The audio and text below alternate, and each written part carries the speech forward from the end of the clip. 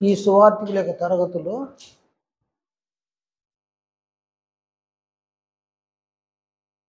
ఒక వ్యక్తి సువార్తికుడుగా తయారవుటకు ఏ ఏ సంగతులను ప్రభువు అపోస్తలులు సెలవిచ్చినారు, ప్రకటించినారు. ఆ సంగతులలో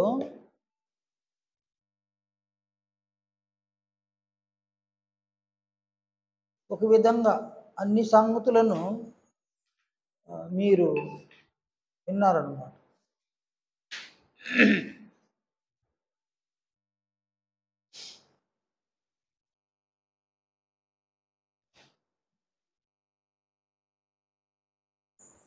ఒక వ్యక్తి సువార్తికుడైతే తాను సువార్తను ప్రకటిస్తే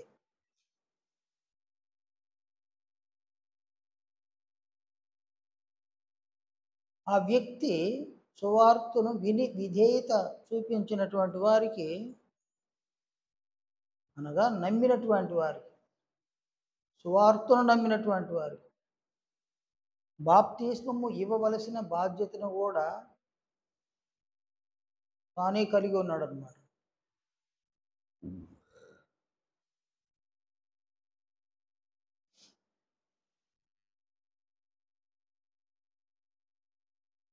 బాప్తిస్మము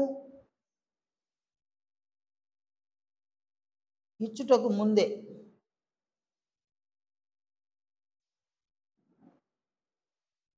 తన వద్ద విన్నటువంటి వారు, పురుషులైనా స్త్రీలైనా,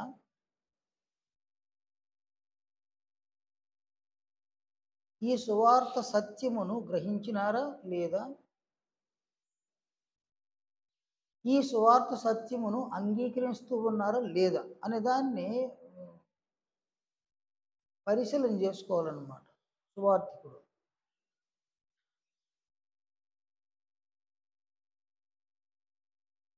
లోకంలో ఎలా ఉంది అంటే, ఎవరైనా బాప్తిస్మము నేను పొందాలి అని అంటే ముంచేసేవాళ్ళు చాలామంది ఉన్నారు. నేను భాస్కర్ ఒక ఊరికి వెళ్ళినాం, నేనే కదా పోయింది, కర్లపూడి పోయినాం, కర్లపూడి కదా. అక్కడ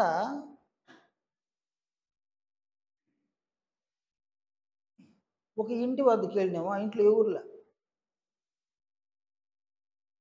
మంచం ఉందన్నమాట. మంచం మీద ఇద్దరం కూర్చున్నాం. ఆ ఇంట్లో భార్య భర్తలు ఓ 10 నిమిషాల తర్వాత వచ్చినారు.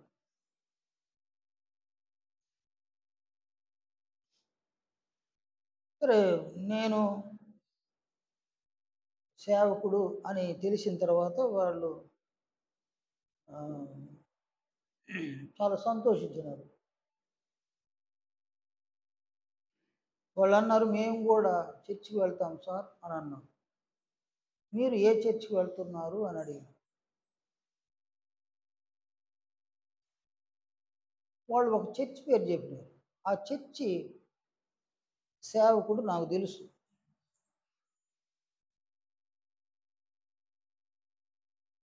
నేను ఇలా అడిగిన, మీరు బాప్తిస్మము పొందినారా అని అడిగిన. పొందినాం సార్ అని భార్య భర్తలు ఇద్దరు చెప్పినారు. ఓకే, సరే అనుకున్నా. ఎంతకాలంగా చర్చికి వెళ్తున్నారు అని అడిగితే 4 వారాలుగా వెళ్తున్నాము. 4 వారాలుగా చర్చికి వెళ్తున్నాము. బాప్తిస్మం పొంది ఎన్ని వారాలు అయిందని? 3 వారాలు అయిందని. 3 వారాలు అయింది బాప్తిస్మం. అంటే ఒక వారంలోనే బాప్తిస్మం పొందినారా అని అడిగి, అవును సార్, మా పాస్టర్ అయితే బాప్తిస్మము ఇవ్వననేసినాడు. మేము ఒప్పుకోలేదు సార్. బాప్తిస్మం ఇస్తావా, వేరే చర్చికి వెళ్ళిపోమంటావు అని మేము ఖరాఖండిగా చెప్పేసినాం సార్. మేము ఆయన ఆదివారం చర్చి అయిన వెంటనే మమ్మల్ని తీసుకొని వెళ్ళి పలానా దగ్గర మాకు బాప్తిస్మం ఇచ్చినాడు, మేము బాప్తిస్మం పొందినాము. ఇక్కడ ఏంటంటే బాప్తిస్మం పొందాలి అని అనుకుంటే బాప్తిస్మము ఇవ్వడానికి ముందు వెనక ఆలోచనలు చేయడమే లేదన్నమాట.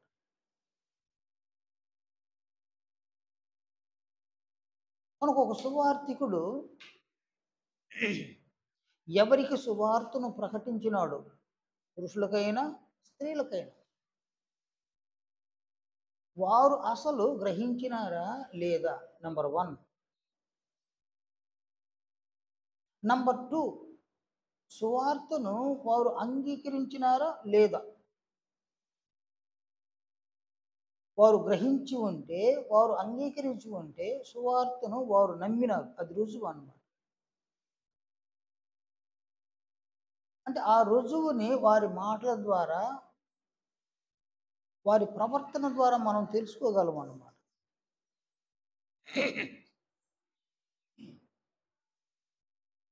భావోద్వేగపు మాటలు ఉంటాయన్నమాట.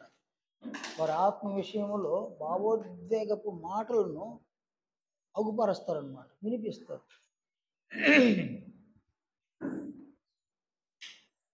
అంటే దాని భావం ఏంటంటే, ఈ రాత్రికి మేము చనిపోతే మా ఆత్మల పరిస్థితి ఏందని ఒక దిగులు, ఒక చింతన కూడా వాళ్ళు అగుపరుస్తారన్నమాట.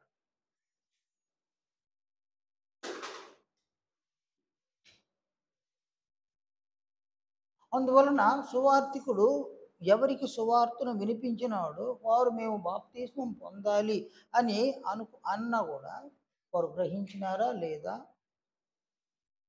అంగీకరించినారా లేదా అని క్షుణ్ణంగా పరిశీలన చేసి తెలుసుకున్న తర్వాత సువార్థికుడు వారికి బాప్తిస్మం ఇవ్వడం అనేది రైట్ అవుతుందన్నమాట.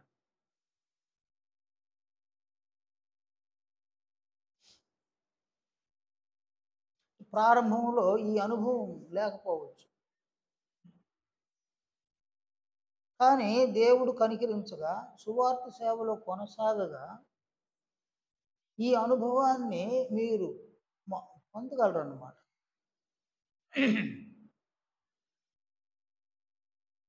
మీకు ఈ అనుభవం వచ్చేసరికి ఎవ్వరూ మిమ్మల్ని మోసం చేయలేరు. మీరు ఈ పనిని ప్రభువు అపోస్తలుల యొక్క స్థాయిలో చేసే అవకాశం ఉంటుందన్నమాట.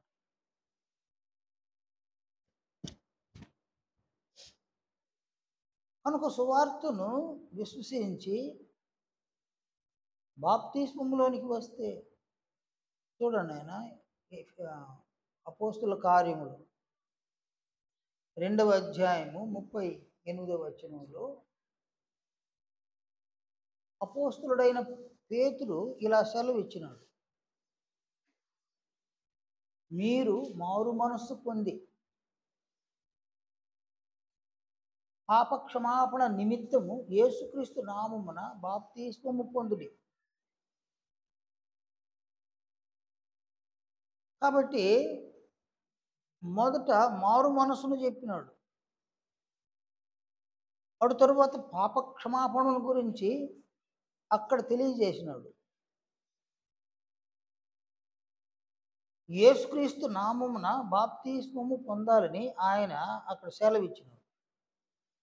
ఒక విధంగా అది సెలవు ఇవ్వడం కాదు, ఆజ్ఞాపించడం అన్నమాట.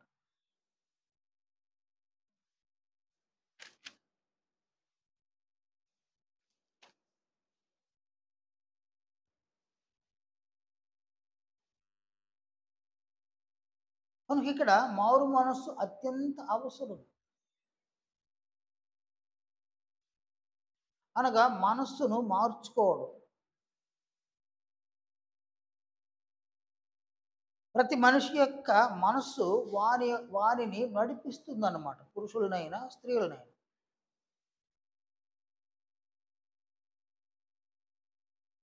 అందువలన ప్రతి మనిషి మనస్సుకు నచ్చిన విధంగా మాట్లాడతారు, మనస్సుకు నచ్చిన విధంగా వారు ప్రవర్తిస్తారన్నమాట. ఒకరి మాటలు వారి మనస్సు మీద ఆధారపడి ఉంది, ఒకరి ప్రవర్తన వారి మనస్సు మీద ఆధారపడి ఉందన్నమాట.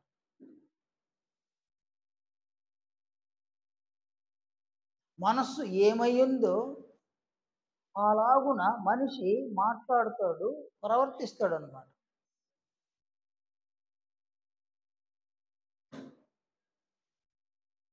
కనుక ఇక్కడ మనస్సు ఏమయ్యింది అని అంటే, బాప్తిస్మము పొందక మునుపు మనస్సు ఏమయ్యింది? ఎఫెసీ 4వ అధ్యాయము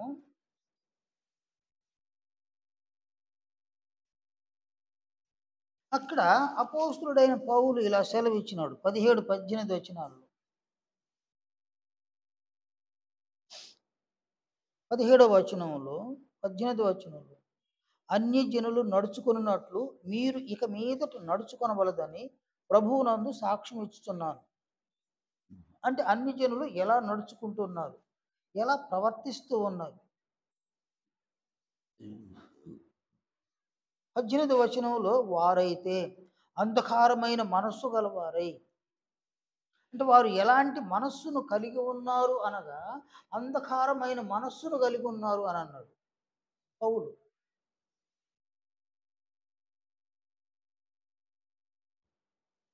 అంటే మనస్సు అంధకారమైంది, చీకటి అయిపోయింది మనస్సు.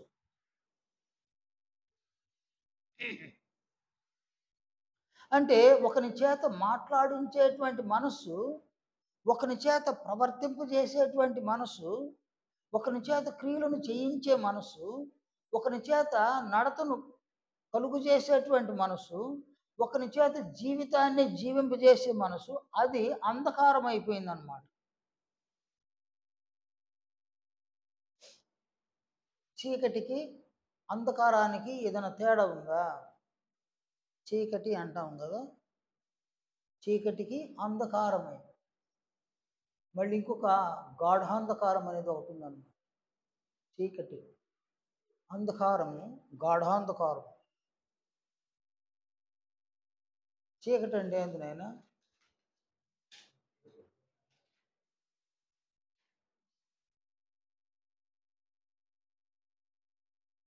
అంధకారం అంటే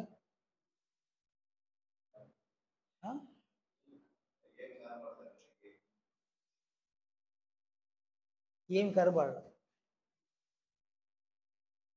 అది అంధకారం అంటే ఏమి కనబడదు.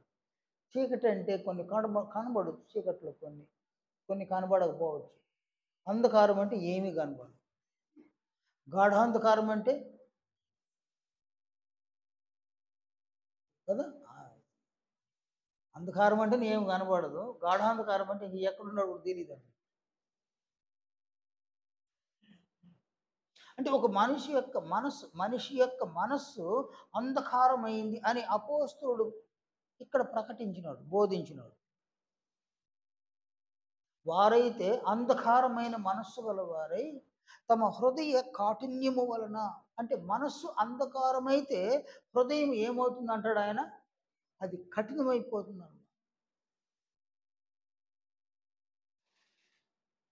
మనస్సు అంటే ఏంది నాయనా? మనస్సు ఏం చేస్తుంది? మనస్సు ఏం చేస్తుంది? మనస్సు చూస్తుందన్నమాట. మనము మనస్సుతో చూడగలం. ఒక వ్యక్తిని మనము కళ్ళతో చూడగలము. మనము మనస్సుతో కూడా ఒక వ్యక్తిని చూడగలం అన్నమాట.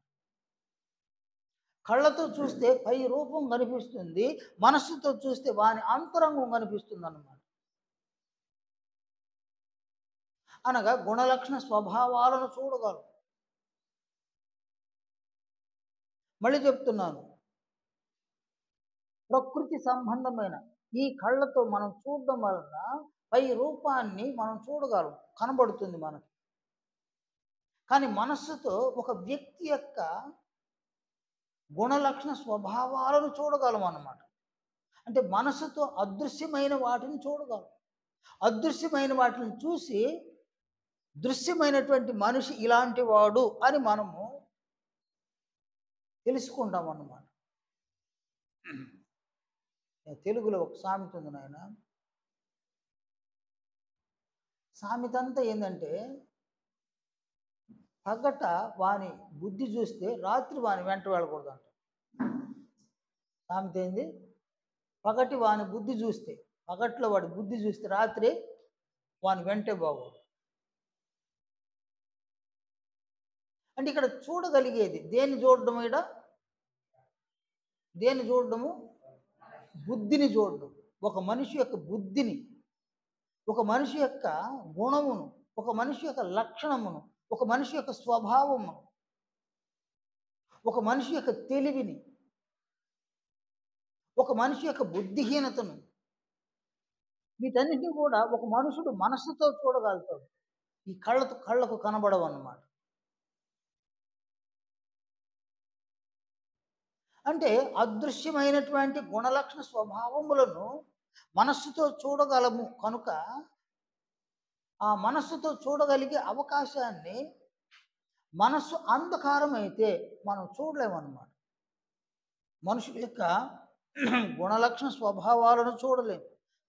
అదృశ్యమైనటువంటి గుణలక్షణ స్వభావాలు చూడలేము. మనుషులు ఎలాగున దృశ్యంగా కనబడుతూ ఉన్నారో అలాగుననే వారి ఆంతర్యం అదృశ్యంగా ఉందన్నమాట.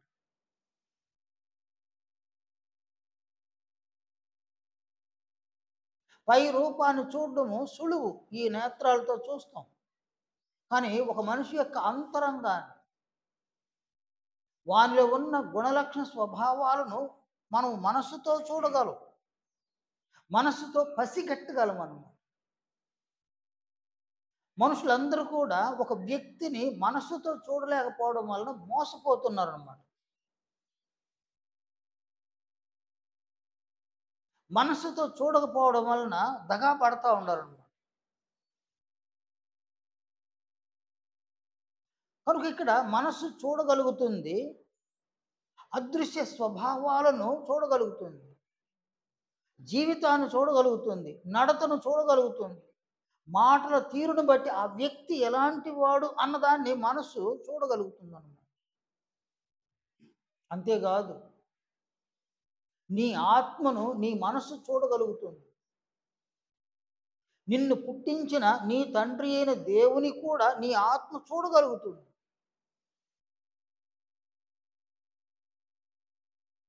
అదృశ్యమైనవి అనేకం దేవుడు నిన్ను కలుగు చేసిన కారణం అగుపడుతుంది. దేవుడు అనుగ్రహించిన జీవితమును ఎందుకు అనుగ్రహించినాడో తెలియవస్తుంది. ఎందుకంటే మనస్సు ఆలోచన కేంద్రం అన్నమాట. ఆలోచన శక్తిని మనస్సు కలిగి ఉంది. దానికి ఉన్నటువంటి శక్తి అపారమైందన్నమాట. మనస్సుకు ఉన్నటువంటి ఆలోచన శక్తి ఉంది, అపారమైంది. ఆ ఆలోచన శక్తి ఎంత పెద్ద సమస్యకైనా పరిష్కారాన్ని చూపెడుతుంది అన్నమాట. అంత శక్తివంతమైంది మనస్సు, దానికి ఉన్న ఆలోచన శక్తి. ఎంతటి అపాయంలో నుండైనా ఒక ఉపాయంగా తప్పించుకునేంత శక్తి మనస్సుకుందన్నమాట. మనస్సు అత్యంత విలువైంది. ఆ మనస్సును దేవుడు అంతరింద్రియములలో ఒకటిగా దాన్ని ఉంచినాడు. పరలోక రాజ్యాన్ని మనసుతో చూడవచ్చు, నరకాన్ని మనసుతో చూడవచ్చు, పాతాళ లోకాన్ని మనసుతో చూడవచ్చు, ప్రభువైన క్రీస్తు యేసుని, పరిశుద్ధాత్మని, పరలోకపు వైభవాన్ని మనము మనస్సుతో చూడవచ్చు. నీ మనసుతో చూడలేనిదంటూ ఏదిలా, నీ కళ్ళతో చూడలేనివి అనేకమున్నాయి, నీ మనస్సుతో చూడలేనివి ఏవి లేవు అన్నమాట. అలాంటి ఒక మనస్సును మన అంతరింద్రియములలో దేవుడు ఒక అంతరింద్రియముగా మనకు ఉంచినాడు అన్నమాట.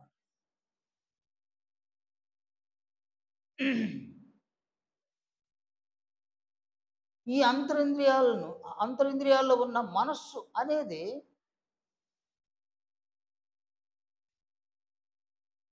ఆత్మీయ జీవితానికి అత్యంత ఉపయోగకరమైందన్నమాట. మనస్సు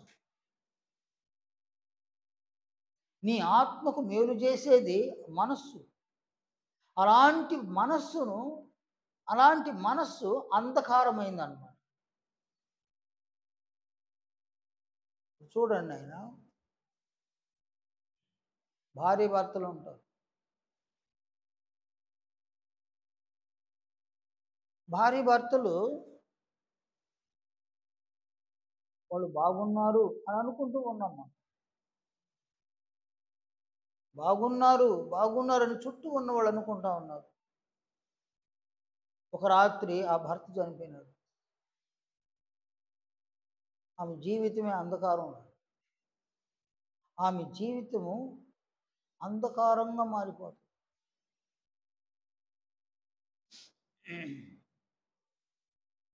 ఆమె బ్రతికుంది, చనిపోయింది భర్తే, కానీ ఆమె బ్రతికుంది. ఆయన బ్రతికినప్పుడు ఆమె జీవితము వెలుగుమయం అన్నమాట.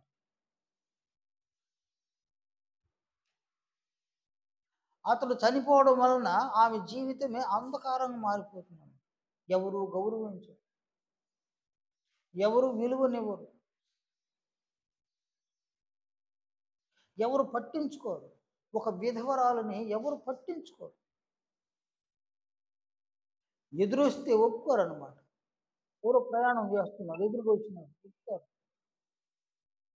వాళ్ళు గాజులు పెట్టుకోకూడదు, పూలు పెట్టుకోకూడదు. కొన్ని కొన్ని కులాల్లోనైతే అసలు రంగు వస్త్రాలు కూడా ధరించుకోరు.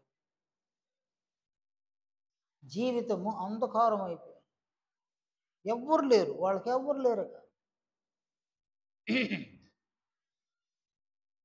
సేమ్ ఆత్మ పరిస్థితి అదన్నమాట. ఆత్మకు మేలు కలిగించేటువంటి మనస్సు అంధకారం కావడం వలన ఆత్మ పొందవలసిన అనేక మేళ్లను అది కోల్పోయిందన్నమాట. కోల్పోయింది.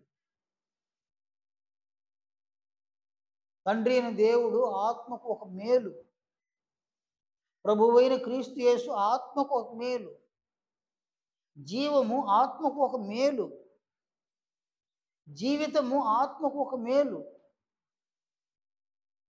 ఇలాగున నీతి, సత్యము, యథార్థత, సమాధానము, ప్రేమ, అనేక మంచి మంచి గుణములు, లక్షణములు, స్వభావాలు ఆత్మకు ఎంతో మేలు. ఆ మేలును కలిగించగలిగే శక్తి మనస్సుకుండగా ఆ మనస్సు అంధకారం అయిపోయింది.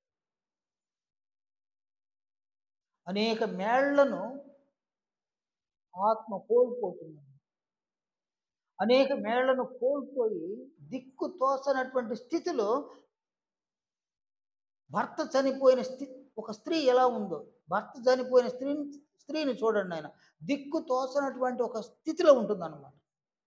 అలాగున ఆత్మ మనస్సు అంధకారం కావడం వలన దిక్కు తోచనటువంటి స్థితిలో మిగిలిపోయింది. శరీరాన్ని విడిస్తే దాని పరిస్థితి అధోగతి అన్నమాట. మనస్సు అంధకారం కావడం వలన మనుషులు జీవితాన్ని ఒక అంధకారంలో గడిపేస్తూ ఉన్నారన్నమాట. చీకటి సంబంధమైనటువంటి ఒక జీవితాన్ని గడుపుతున్నారు. మన చుట్టూ ఉన్న మనుషులు చూడండి, అబ్జర్వేషన్ చేయండి. మీకు దేవుడు అనుగ్రహించిన ఈ వాక్య జ్ఞానంతో మీ చుట్టూ ఉన్న వారిని అబ్జర్వేషన్ చేయండి. వాళ్ళ ఆత్మలు ఒక అధోగతిని, కేవలం శరీరములో ఉన్నాయి ఆత్మలు. వారు ఆత్మలన్న సంగతి కూడా వారికి తెలియదు అన్నమాట. నేడు మనము ధైర్యముగా నేను ఆత్మను అని చెప్పగలుగుతున్నాం. మన చుట్టూ ఉన్న అనేకులకు ఆత్మ అంటే తెలియదు, తెలిసిందల్లా శరీరమే. ఎందుకంటే చూపించవలసింది మనస్సు, ఆత్మను చూపించవలసిన మనసు అంధకారం కాగా నీవు ఆత్మన సంగతే తెలియలేనటువంటి పరిస్థితి అన్నమాట. తెలియని పరిస్థితి. మన చుట్టూ ఉన్న అనేకులు చూడండి, చిన్న వయస్కులైన, మధ్య వయస్కులైన, పెద్ద వయస్కులైన, ఆత్మను గురించి వారికి తెలియదు, తెలిసిందల్లా శరీరమే. ఆత్మను గురించి ఎందుకు తెలియదు అంటే వారి మనస్సు అంధకారంలో ఉందన్నమాట. వారి ఆత్మలను మనస్సు చూడలేనటువంటి స్థితి. అందువలన ఆత్మ అధోగతి పాలన. కనుక మనస్సు అంధకారంలో ఉంది కాబట్టి అంధకార సంబంధమైనటువంటి మాటలు ఉచ్చరించడము, అంధకార సంబంధమైన క్రియలు చేయడము, అంధకార సంబంధమైన ప్రవర్తన, అంధకార సంబంధమైనటువంటి నడత, అంధకారమైనటువంటి ఒక జీవితం అన్నమాట. దాని ఫలితముగా అనేక చెడు మాటలు ఉచ్చరించి, చెడు క్రియలను చేసి, చెడు స్వభావాలను, చెడు గుణాలను, చెడు లక్షణాలను ఆత్మకు సమకూర్చుకునేసి, ఆత్మ ఇంత చెడిపోయింది అన్న సంగతి కూడా తెలియకనే బ్రతుకుతున్నారు మనుషులు. నా ఆత్మ ఇంత చెడిపోయిందా అన్న సంగతి కూడా ఎరక్క, కేవలం శరీరాన్ని చూసుకొని మనుషులందరూ కూడా అమాయకంగా శరీరాన్ని చూసుకొని, నా శరీరానికి ఏమి, నేను బాగున్నాను అనుకుంటూ అమాయకపు స్థితిలో మనుషులు ఉన్నారు. మీరు చూడండి ఆయన, నేను ఒక వీడియో చూసి, వీడియో ఏంటంటే అది ఒక మృగముల యొక్క పార్క్ అన్నమాట. దాని చుట్టూ ప్రాంగణం ఎత్తుగా ఉందన్నమాట. ప్రాంగణం ఎత్తుగా ఉంది. అక్కడికి వచ్చి మనుషులు ఆ మృగాలను చూసేసి పోతుంటారు అన్నమాట. అందులో ఒక యవ్వనస్తుడు, వాడు కావాలనే లోపలికి వెళ్ళినాడా లేక కాలు జారిగా లోపల పడ్డాడు తెలియదు. వాడు పడ్డాడా వెళ్ళినాడో తెలియదు. ఒక పెద్ద పులి, ఆ పెద్ద పులి వాని దగ్గరకు వచ్చి నిలబడి, వాడు యవ్వనస్తుడు, వాడి దగ్గర వచ్చి నిలబడింది. వాడి భయం చూడండి. మీరు ఎవరైనా ఆ వీడియో చూసినారు, వాడు ఎంత భయపడతాడు, ఎంత భయపడ్డాడో తెలిసిన వాడు దాన్ని ఎదిరించడానికి ధైర్యం లేదు. దాన్ని అరవడానికి కూడా వాడికి ధైర్యం చాల. అది వాడిని తన పంజేత అటు తాగుతుంది, అది తాకినప్పుడు వీడియో చూస్తున్నాడే వీడి గుండెలు జారిపోతుంటుంది అన్నమాట. వీడియో చూసేవాడిని గుండెలు జారిపోతుంది. మనిషి పరిస్థితి అది. అన్నీ బాగున్నప్పుడు నాకేమి అని మనిషి ఆ విర్రవీగుతారు. కారణము అంధకారంలో, మనసు అంధకారం ఉంది. 2-3 సార్లు అలా తాకుతుంది పంజాత. ఆడు తరువాత పంజాత కొట్టింది, మెడ మీద పట్టేట్టు వంచి మెడ పట్టుకొని లాక్కుని, అడ్డం వచ్చే రాళ్ళకి శరీరం తగిలి, చెట్లకి శరీరం తగిలి అది పట్టగానే చచ్చిపోయింటాడు. మనిషి యొక్క పరిస్థితి కనుక అంధకారమైనటువంటి మనస్సును కలిగినటువంటి మనుషుల యొక్క జీవితాలను చూడండి. అంతా బాగుంది అని అనుకునే సమయంలోకి ఏదో జరుగుతుందన్నమాట. ఏదో జరిగింది, దాంట్లో నుంచి కోలుకోవడమే కష్టం. ఎందుకంటే మనస్సు వెలిగింపబడితే ఆయన సహాయపడతాడు, ప్రభువు సహాయపడతాడు, పరిశుద్ధాత్ముడు సహాయపడతాడు. వారందరి సహాయం వాడికి ఉంటుంది, పురుషులకైనా స్త్రీలకైనా. అంధకారమైన మనస్సు కలిగినటువంటి వారికి వారు సహాయం చేయలేరు. ఎందుకంటే వాళ్ళు వెలుగు సంబంధులు, వీడైతే అంధకార సంబంధం అన్నమాట. వాళ్ళెవ్వరికి అంధకార సంబంధులకు సహాయం చేయరు. మనుషులు బ్రతుకుతూ ఉన్నారు. ఏ రోజు ఏం జరుగుతుందో తెలియదు మనుషులకి. ఏం జరుగుతుందో తెలియక బ్రతుకుతున్నారు.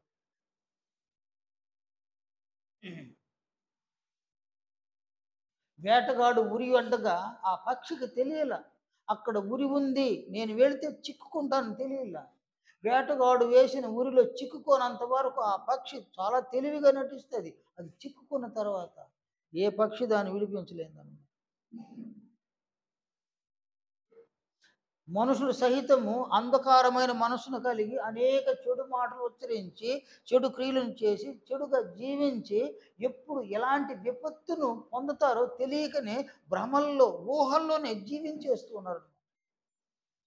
వారు మరణించగా, వారి శరీరము మరణించగా, శరీరంలో ఉన్న దేవుని యొక్క ఆత్మగా ఉన్నటువంటి వారు దేవుని వద్దకు వెళ్ళడానికి కావలసిన దైవ స్వభావాలు లేకనే నరకానికి వెళ్ళగలిగే సాతానుడి యొక్క స్వభావాలతో వాళ్ళు వెళ్ళిపోతారన్నమాట.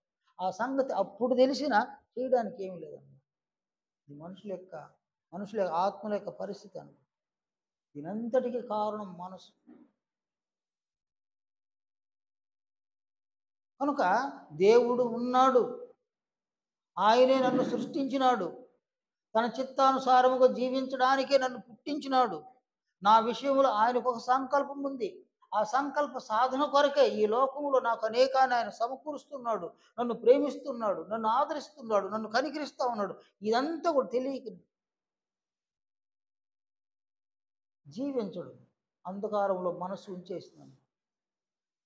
ఇలాంటి ఒక జీవితాన్ని జీవించడం వలన, దేవునికి విరుద్ధముగా జీవితాన్ని జీవించడం వలన అతడు అయినా ఆమె అయినా సాతాను యొక్క రూపంలోనికి మారిపోయి అనేక చెడు గుణాలు, చెడు లక్షణాలు, చెడు స్వభావాలతో తమ ఆత్మను నింపివేసుకున్నారు. శరీరాన్ని విడిస్తే, శరీరంలో ఉన్నంత వరకు ఏమీ తెలియదు. శరీరాన్ని విడిచిన మరుక్షణం వారి ఆత్మలు ఎంత పతనమైపోయినాయో అర్థమైన, ఎంత రోధించినా, ఎంత బాధపడ్డా, ఎంత ప్రలాపించినా వారు తిరిగి వారి ఆత్మలు కాపాడుకునేటువంటి శక్తి లేదండి. అలాంటి నశించిపోయినటువంటి ఆత్మలకు సువార్తను ప్రకటించేటువంటి గొప్ప భాగ్యమును దేవుడు సంఘము ద్వారా అనుగ్రహించున్నాడు. సంఘములో సువార్తికులుగా తయారైనటువంటి వారి ద్వారా అలాంటి భాగ్యాన్ని నశించిన ఆత్మలకు దేవుడు అనుగ్రహిస్తాడు. కనుక దేవునికి విరుద్ధముగా వారు జీవించడానికి గల కారణము మనస్సే కారణం. అందువలన అపోస్తులుడైన పౌలు మీరు మారు మనసు పొంది అనేటువంటి ఆ విషయాన్ని తెలియజేసి మారు మనసు పొందండి అని అన్నాడు.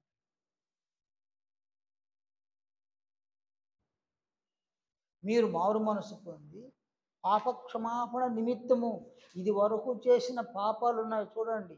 అంధకార స్థితిలో మనసు ఉండడం వలన మీరు చేసిన పాపపు క్రియలు ఉన్నాయి. పాపములు చేసినారు, అపరాధములు చేసినారు. వాటికి క్షమాపణ కావాలని కోరండి. పాప క్షమాపణ నిమిత్తము యేసుక్రీస్తు నామమున బాప్తిస్మం పొందుడి. అంటే యేసుక్రీస్తు నామమున బాప్తిస్మం పొందమన్నాడు. ఎందుకంటే నీ పాపములు, నా పాపములు, లోకములో ఉన్న ప్రతి ఒక్కరి పాపముల విషయములో ఆయన మరణించినాడు. పాపములను పరిహరించడానికి మరణించినాడు. అంతేకాదు ఆయన తాను సిలువలో చిందించినటువంటి అమూల్యమైన రక్తము, పరిశుద్ధమైన రక్తము, నిర్దోషమైన రక్తము, నిష్కళంకమైన రక్తం ఉంది. ఆ రక్తముతో బాప్తిస్మములోనికి నీవు వెళితే అక్కడ నీ పాపములను రక్తంతో కడిగి నీ ఆత్మను పరిశుద్ధపరిచేటువంటి ఒక కార్యక్రమాన్ని ఏర్పాటు చేసే విషయంలో క్రీస్తు యేసు సిలువలో తన రక్తమును చిందించి, అందువలన క్రీస్తు నామమున బాప్తిస్మమును పొందాలి. బాప్తిస్మము ఇచ్చేవారు ఎవరి నామాన్ని ఇవ్వాలనైనా? బాప్తిస్మము ఇచ్చేటువంటి వ్యక్తి ఎవరి నామము బాప్తిస్మం ఇవ్వాలి? మత్తయి 28వ అధ్యాయం 18-20 వచనాలు. ప్రభు అన్నాడు, పరలోకమందును భూమి మీదను నాకు సర్వాధికారము ఇవ్వబడి ఉన్నది. కాబట్టి మీరు వెళ్ళి సమస్త జనులను శిష్యులనుగా చేయుడి, తండ్రి యొక్కయు కుమారుని యొక్కయు పరిశుద్ధాత్మ యొక్క నామములోనికి బాప్తిస్మం ఇచ్చు. నేను మీకు ఏ ఏ సంగతులను ఆజ్ఞాపించుతున్నో వాటినన్నిటినీ గైకొనవలెనని వారికి బోధించుడి. కాబట్టి అక్కడ ఎవరి నామములో ప్రభువు బాప్తిస్మం ఇమ్మని సెలవు ఇచ్చినారు? తండ్రి యొక్క నామము, కుమారుని యొక్క నామము, పరిశుద్ధాత్మ యొక్క నామములోనికి బాప్తిస్మము ఇవ్వాలి. ఎవరు సెలవిచ్చిన మాట అది? ప్రభువు సెలవిచ్చినటువంటి మాట. కానీ పేతురు సెలవిచ్చిన మాట ఏంది?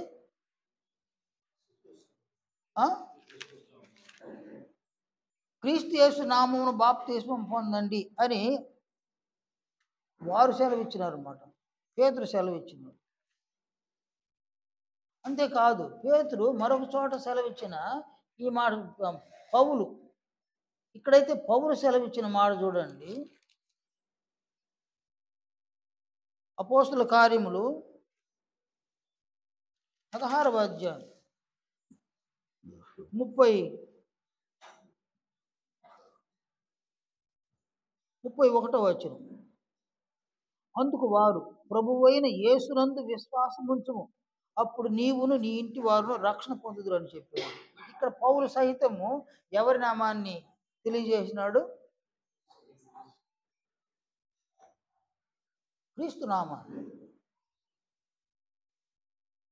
ఎందుకు అలా తెలియజేయవలసి వచ్చింది? ఎందుకనగా అపోస్తుల కార్యములు 4వ అధ్యాయము 12వ వచనాన్ని చూడండి. అపోస్తుల కార్యం 4వ అధ్యాయం 12వ వచనం. ఇక్కడ పేతురు ఇలా దృఢముగా సాక్ష్యం ఇచ్చినాడు అనమాట. మరి ఎవని వలనను రక్షణ కలుగదు, ఈ నామముననే మనము రక్షణ పొందవలెను గాని ఆకాశము క్రింద మనుషులలో ఇయ్యబడిన మరి ఏ నామమున రక్షణ పొందలేమనెను. అంటే రక్షించేటువంటి శక్తి ఏ నామానికి ఉంది? క్రీస్తు నామమునకు ఉందన్నమాట. రక్షించేటువంటి శక్తి క్రీస్తు యేసు యొక్క నామమునకు ఉంది. క్రీస్తు నామము లేకుండా రక్షణ కలుగుదన్నమాట.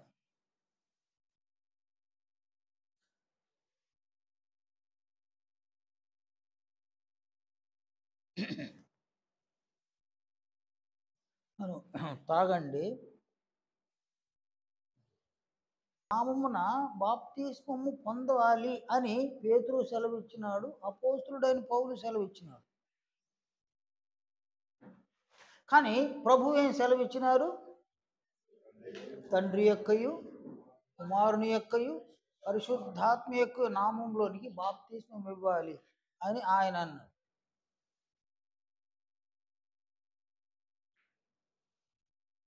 కనుక ఒక సువార్తికుడు ఈ బాప్తిస్మమును ఎవరి నామములో ఇవ్వాలి? ముగ్గురి నామములో ఇవ్వాలనా, ఒక్కరి నామములో ఇవ్వాలనా? ముగ్గురి నామములు ఇవ్వాలని ప్రభువు సెలవిచ్చి ఉండగా అపోస్తులు సింగిల్ నామాన్ని ఎందుకు ఉపయోగించినారు? ఇప్పుడు కదనైనా యేసుక్రీస్తు నామమున బాప్తిస్మం పొందండి, అప్పుడు మీరు నీవును నీ ఇంటి వారును రక్షణ పొందుదురు. అలాగే పేతురు ఏమన్నాడు? మీరు మారు మనసు పొంది పాప క్షమాపణ నిమిత్తము యేసుక్రీస్తు నామమున బాప్తిస్మం పొందండి, అప్పుడు పరిశుద్ధాత్మను వరము పొందుదురు. రక్షణ, పరిశుద్ధాత్మ ఈ రెండు పొందితే సరిపోతుందా? రక్షణ, పరిశుద్ధాత్మ ఈ రెండు పొందితే సరిపోతుంది. ఇంకేం కావాలి అక్కడ? క్రొత్త జన్మ అవసరాల ఆత్మకే. క్రొత్తగా జన్మింపు చేసేది ఎవరేడా కదా? యాకోబు 1వ అధ్యాయం 18వ వచనం. ఆయన తాను సృష్టించిన వాటిలో మనము ప్రథమ ఫలముగా ఉండునట్లు సత్యవాక్యము వలన తన సంకల్ప ప్రకారము మనలను కనెను. కనేది ఎవరేడా?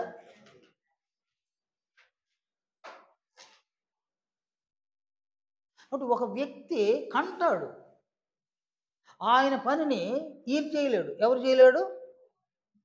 యేసు ప్రభు చేయలేడు. యేసు ప్రభు రక్షిస్తాడు. వీళ్ళిద్దరి పనిని ఇంకొక ఆయన చేయలేడు. ఆయన పని వీళ్ళిద్దరూ చేయలేడు. ఇంకొక ఆయన ఎవరు? పరిశుద్ధాత్ముడు. ఆయన ఏం పని చేస్తాడు కదా? ఆయన కొరింథీ మొదటి పత్రిక 6వ అధ్యాయము 11వ వచనంలో పౌలు ఇలా తెలియజేసినారు, మీలో కొందరు అట్టివారై ఇంటిరి కానీ ప్రభువైన యేసుక్రీస్తు నామమునను మన దేవుని ఆత్మయందును మీరు కడుగబడి పరిశుద్ధపరచబడిన వారు నీతిమంతులుగా తీర్చబడుతుంది. కాబట్టి పరిశుద్ధాత్ముడికే ఇక్కడేం పని చేస్తాడు? ఆయన పాపములను కడిగి పరిశుద్ధపరుస్తాడు అన్నమాట. అటు మొదటి పాత్ర ఎవరిది? ఇక్కడ ఎవరిది? మొదటి పాత్ర ఎవరిది? కాదు, పాపిని ఆయన కనడు. కానీ పాపిని దేవుడు కనడు. ఆయన ఎట్టుగా అంటాడు? పాపిని కనడు. కాబట్టి పరిశుద్ధాత్ముడు ఏం చేయాలి? అక్కడ పాపములను కడగాలి. దీనికి ముందు ఏం జరగాలి? పరిశుద్ధాత్మ పాపములను ఎలా కడుగుతాడు? ఆయన ఏ బేస్ మీద పాపములను కడుగుతాడు కదా? వాడు పాపక్షమాపణ పొందాలన్నమాట. పాపక్షమాపణ ఎలా కలుగుతుంది? వారి పాపాలను కడిగేస్తే పాపాలు క్షమించేస్తాడు. కనుక పాపములను కడిగేది ఎవరు? పాపములను కడిగేది పరిశుద్ధాత్ముడు. ఎవరి రక్తంతో జరుగుతుంది ఈ పని? కాబట్టి క్రీస్తు యేసు రక్తంతో ఈ పని ప్రారంభం అవుతుంది. క్రీస్తు యేసు యొక్క రక్తంతో పాపములు కడగబడగా, పాప క్షమాపణ కలగగా, అతడు పరిశుద్ధపరచబడగా, పాప క్షమాపణ, పరిశుద్ధపరచబడ్డ ఈ రెండు కార్యక్రమాలు జరగగా పరిశుద్ధపరచబడినటువంటి వారిని దేవుడు ఏం చేస్తాడు? ఆయన కంటాడు. కాబట్టి ఎంతమంది పాత్ర ఉంది అక్కడ? ముగ్గురి పాత్ర ఉంది. ఈ ముగ్గురి పాత్ర అక్కడ సక్సెస్ కావాలన్నమాట. బాప్తిస్మములో సక్సెస్ కావాలి. తండ్రి పాత్ర తండ్రిది, కుమారుని పాత్ర కుమారునిది, పరిశుద్ధాత్మ పాత్ర ఆయనది. వీరు ముగ్గురు వేరు వేరు పాత్రలను కలిగి ఉండారు. అక్కడ ముగ్గురు ఒక కార్యక్రమంలోనికి ప్రవేశిస్తారు, కానీ ఎవరి పాత్ర వాళ్ళదన్నమాట. అందువలన ఈ ముగ్గురి పాత్ర అత్యంత అవసరం. ఒక్కరి పాత్ర అయితే సరిపోదు, ఒక్కరి నామంలో బాప్తిస్మం ఉంటే సరిపోదు. కానీ వారెందుకు ఒకే నామాన్ని ఉచ్చరించినారు? అది కూడా మీకు తెలియాలి నాయన. ఇప్పుడు పేతురు తండ్రి యొక్కయు కుమారుని యొక్కయు పరిశుద్ధాత్మ యొక్క నామంలోని మీరు బాప్తిస్మం పొందాలి అని అక్కడ చెప్పాలి అని ఆయన చెప్పాల. అలాగే పౌలు సైతం యేసుక్రీస్తునందు విశ్వాసం ఉంచండి, నీవును నీ ఇంటి వారును రక్షణ పొందుదురు అన్నాడు. అక్కడ కూడా దేవుని యందు, ప్రభువునందు, అలాగే పరిశుద్ధాత్మ యందు విశ్వాసం ఉంచండి, నీవు నీ ఇంటి వారు రక్షణ పొందుతారని చెప్పాలి అని చెప్పాలి. ఎందుకు చెప్పలేదు? ఎందుకు చెప్పలేదు నాయన? వాళ్ళు ఎందుకు చెప్పలేదు ఆడాల?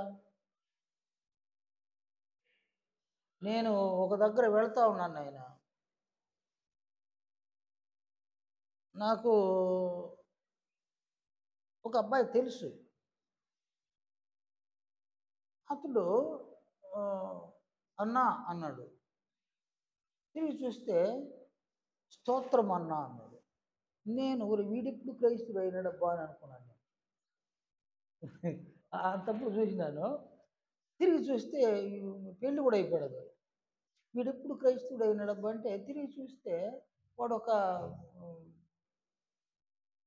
రూమ్ ఒకటి, ఆ రూమ్లో చర్చ్ జరుపుతున్నాడు అన్నమాట. సరే అన్నా రండి నన్ను. లేదు నాయనా, నాకు చిన్న పని ఉంది వెళ్ళాలంటే, లేదు నాకు వెళ్తురండి బలవంతం చేసినాడు. ఏంది ఇంత బలవంతం చేసినాడని నేను వెళ్ళిన.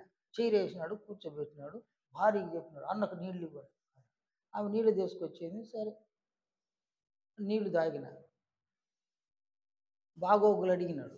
అడిగిన తర్వాత మీరు ఎవరి నామాన బాప్తిస్మం ఇస్తారు? సీన్ ఇది, వీడి కథ ఇది అనుకున్నాడు. ఇందుకోసం పిలిచినాడు మనల్ని అనుకున్నాడు. మీరు ఎవరి నామమున బాప్తిస్మం ఇస్తున్నారు అని అన్నాడు. నన్నెందుకు అడుగుతున్నావు ఆ మాట అన్న. లేదన్నా తెలుసుకోవాలి, మీరు ఎవరి నామాన బాప్తిస్మం ఇస్తున్నారు? నేను తండ్రి కుమార పరిశుద్ధాత్మ నామమున బాప్తిస్మం ఇస్తాను అని అన్నాడు. అది రాంగ్ అన్నాడు. అది రాంగ్ కదా, చూడు లేఖనాన్ని చూడు అని వెంటనే వెళ్ళి బైబిల్ 2 బైబిల్ తెచ్చినాడు. నాకు ఒక బైబిల్ ఇచ్చి ఆయన ఒక బైబిల్. పేతురు ఏం సెలవు ఇచ్చినాడు? యేసుక్రీస్తు నామమున బాప్తిస్మం పొందండి అని అన్నాడు కదా. పౌలేం సెలవు ఇచ్చినాడు? క్రీస్తు నామమునందు బాప్తిస్మం పొందండి అని అన్నాడు కదా. మీరు ఎలా ముగ్గురి నామమున బాప్తిస్మం ఎలా ఇస్తారు మీరు అని నిలదీస్తున్నాడు అనమాట. బాగుంది, నువ్వు చెప్పింది బాగానే ఉంది. మత్తయి 28వ అధ్యాయం 18 నుంచి 19 వచనాలు, 2 వచనాల్లో అక్కడ సెలవు ఇచ్చింది ఎవరే? యేసు ప్రభువు కదా. తండ్రి యొక్కయు కుమారుని యొక్కయు పరిశుద్ధాత్మ యొక్క నామంలోనికి బాప్తిస్మం ఇచ్చుచని ఎవరికి చెప్పినాడు? శిష్యులకే చెప్పినాడు కదా. ఇక్కడ ప్రభువు చెప్పింది రైట్ ఆర్ రాంగ్ అని? అది కాదు అంటారు. ప్రభువు చెప్పింది రైట్ ఆర్ రాంగ్. సరే నువ్వు ఒకవేళ ప్రభువు చెప్పినారు బాప్తిస్మం ఇలా ఇవ్వాలన్నారు. వీళ్ళు బయటకు వచ్చి యేసుక్రీస్తు నామమున బాప్తిస్మం అని వీళ్ళు ఇచ్చినారు. ఎవరు రైట్ ఎవరు రాంగ్ వాళ్ళలోనే ప్రభువు రైటా ఆయన శిష్యులు రైట్ చెప్పు నువ్వు అని. ఇంకేం మాట్లాడలేదు. నాకు సందిగ్ధంలో పడిపోయారు ఎవరు రైట్ అండి. సరే, ప్రభువేమో ముగ్గురి నామమును బాప్తిస్మం అన్నాడు, వీళ్ళేమో సింగిల్ నామంతో బాప్తిస్మం పొందండి అన్నారు. అలా మీరు చెప్పడానికి గల కారణం కూడా ఏమై ఉంటుంది చెప్పండి. అలా చెప్పడానికి కూడా ఏం కారణం?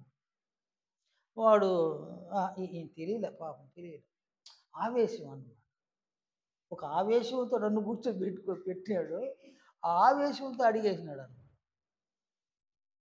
సో నేను ఏం ఆలోచన చేసిన, ఇక్కడ చెప్పినా కూడా వాడు అంగీకరించే మనస్సు లేదన్నమాట. ఈ ఎందుకు టైం వేస్ట్ ఎందుకు చేయాలి మనం? సరే ఆలోచన చెయ్యి, నేను వస్తాను, లేచి వచ్చేసి. అతనికి ఎవరో నేర్పించేసినారు క్రీస్తు నామంలో బాప్తిస్మం ఇవ్వాలని.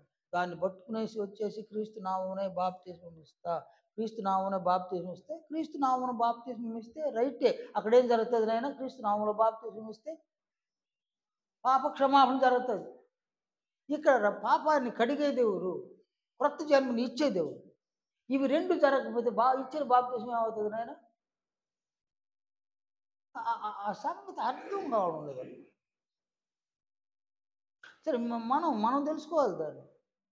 ముగ్గురి నామమున బాప్తిస్మము ఇవ్వాలని ప్రభు సెలవివ్వగా అపోస్తలులు సింగిల్ నామాన్ని ఎందుకు ఉపయోగించినారు అనేది. అపోస్తలులు సువార్తను ప్రకటించిన ఆ సందర్భం ఉంది, ఆ పరిస్థితులలో యూదులలో క్రైస్తవ్యం మీద చాలా వ్యతిరేకత ఉందన్నమాట. నేను మళ్ళీ చెప్తున్నా, యూదులకు క్రైస్తవ్యం మీద చాలా వ్యతిరేకత ఉంది. ఎందువల్ల అంటే సువార్తను ప్రకటించే వాళ్ళు యూదులే, యేసు ప్రభు శిష్యులు యూదులు, సువార్తను వినేటువంటి వారు కూడా యూదులే, ప్రకటించేవారు యూదులు, సువార్త ప్రకటనను వినేవారు కూడా యూదులే. చూడండి ఆయన, ఇది ఎట్లా ఏర్పాటు చూడండి. అపోస్తుల కార్యములు 1వ అధ్యాయంలో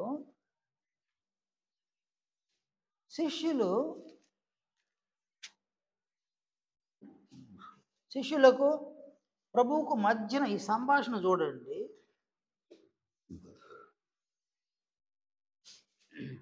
మొదట ప్రభువు శిష్యులతో ఏం చెప్పినాడు? 1వ అధ్యాయం 4వ వచనంలో ఆయన వారిని కలుసుకొని, ఎవరిని? యేసు ప్రభువు శిష్యులను కలుసుకొని ఇలాగూ ఆజ్ఞాపించాడు, మీరు యెరూషలేము నుండి వెళ్ళక. ఏమంటాడు ఆయన? ఎందువలన? యేసు ప్రభువుని చంపేసినారు, ఇక వీళ్ళకి ఆధారం ఎవరు లేరు, వీరు యెరూషలేమును వదిలేసి వెళ్ళిపోవాలని ప్లాన్ చేసుకుని ఉన్నారు. అందువలన ప్రభు అంటాడు, మీరు యెరూషలేము నుండి వెళ్ళక నా వలన వినిన తండ్రి యొక్క వాగ్దానం కొరకు కనిపెట్టుడి. కాబట్టి ప్రభువు చేసినటువంటి వాగ్దానం, తండ్రి యొక్క వాగ్దానం ఏంది నాయన? తండ్రి యొక్క వాగ్దానం ఏంది కదా? నేను వెళ్ళి మీ కొరకు పరిశుద్ధాత్మను ఆయన పంపిస్తారని వాగ్దానం అన్నమాట. ఆ వాగ్దానం కొరకు కనిపెట్టండి. 5వ వచనంలో యోహాను నీళ్లతో బాప్తిస్మం ఇచ్చెను కానీ కొద్ది దినములలోగా మీరు పరిశుద్ధాత్మలో బాప్తిస్మము పొందెదరు అనెను. ఇది జరిగింది. 6వ వచనం నుంచి చూడండి. కాబట్టి వారు కూడి వచ్చినప్పుడు, ఎవరు కూడి వచ్చినప్పుడు? శిష్యులు కూడి వచ్చినప్పుడు, ప్రభువా ఈ కాలమందు ఇశ్రాయేలునకు రాజ్యమును మరల అనుగ్రహించదవా అని ఆయనను అడుగగా, ఆయన ఏమన్నాడు? కాలములను సమయములను తండ్రి తన స్వాధీనం అందించుకొని ఉన్నాడు, వాటిని తెలుసుకొనటం మీ పని కాదు. సరేనా? కాలములను సమయములను తండ్రి తన స్వాధీనంలో పెట్టుకున్నాడు, దాన్ని తెలుసుకోవడం మీ పని కాదు. మీ పని ఏంది అంటే దాని అర్థం ఏంది నాయన? మీ పనేంది అని అంటాడనమాట. 8వ వచనంలో అయినను పరిశుద్ధాత్మ మీ మీదికి వచ్చినప్పుడు మీరు శక్తి నొందెదరు. గనుక మీరు యెరూషలేములోను, యూదయ, సమరయ దేశముల యందంతటను భూ దిగంతముల వరకును నాకు సాక్షులై ఉందురని వారితో చెప్పింది. కానీ ఈ వర్క్ చూడండి నాయన.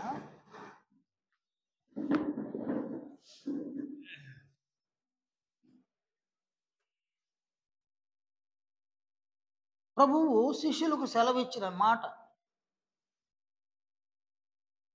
నంబర్ 1, మీరు యెరూషలేములోను, యూదయ, సమరయ సమరయ దేశముల యందంతటను భూ దిగంతముల వరకును నాకు సాక్షులై ఉందురని వారితో చెప్పింది. కాబట్టి ఈ సువార్త ప్రకటన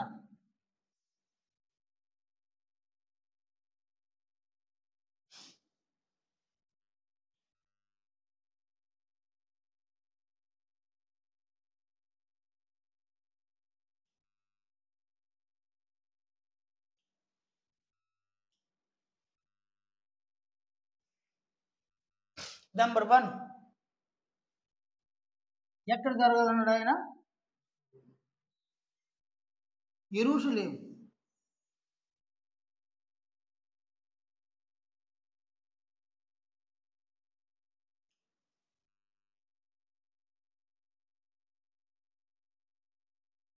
యెరూషలేము అన్నమాట.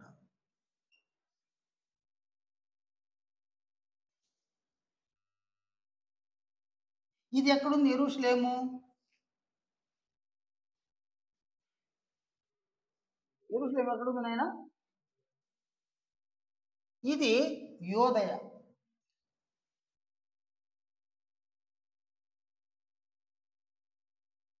ఇప్పుడు మనం చెప్పుకోవాలంటే అది ఒక రాష్ట్రం అన్నమాట.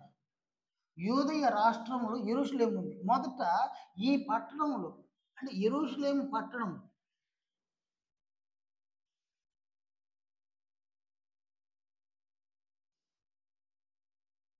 అంటే మన ఆంధ్రాకి భాగ్యనగరం ఏది? ఆ?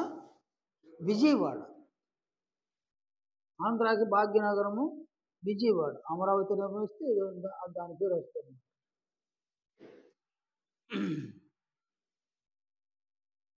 ఇది ఒక రాష్ట్రం. ఆంధ్ర అనేది ఒక రాష్ట్రము. అందులో భాగ్యనగరం అనేది విజయవాడ. అలాగే యోదయ అనేది ఒక రాష్ట్రం అన్నమాట. ఇందులోకి భాగ్యనగరం అనేది యెరూషలేము. దావీదు మహారాజు ఎక్కడి నుంచి పరిపాలన చేసినాడు? ఈ పట్టణం నుంచి పరిపాలన చేసిందన్నమాట. అదేనైనా దావీదు మహారాజు ఆ పట్టణం నుంచి పరిపాలన చేసినాడు.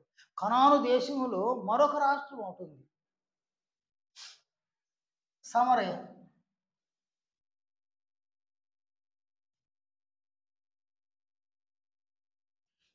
ఇది కూడా ఒక రాష్ట్రం అన్నమాట. నెంబర్ 2 ఇది. కాబట్టి ఆయన ఏమన్నాడు? యేసు ప్రభు ఏం సెలవు ఇచ్చినాడు? మీరు యెరూషలేములోను నంబర్ 1 ఈ పట్టణంలో సువార్త ప్రకటన జరగాలి. ఈ పట్టణం నుంచి రాష్ట్రమంతటికి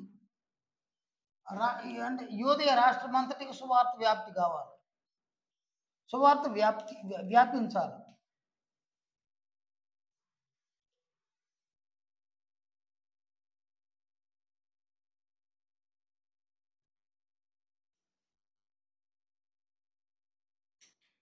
ఈ రాష్ట్రానికి పట్టణంలో సువార్త ప్రకటన ప్రారంభమయ్యి రాష్ట్రానికి అంతటికి వ్యాపించాలి. కాబట్టి ఈ రాష్ట్రంలో ఎవరున్నారు? ఈ రాష్ట్రంలో ఉన్న వాళ్ళందరూ యూదులే.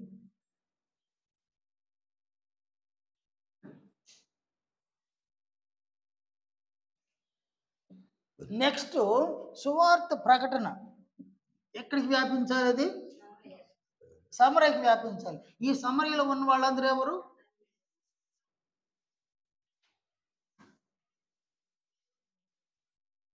యూదులే. ఇక్కడ నుంచి ఎక్కడికి ప్రవేశించాలన్నాడు ఆయన? భూ దిగంతముల వరకు.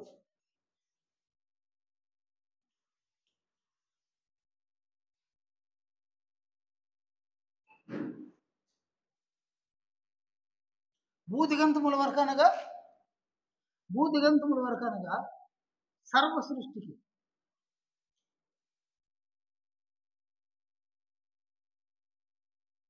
కాబట్టి ఇక్కడికి వస్తే ఇక్కడ అన్ని జనులు ఉన్నారన్నమాట.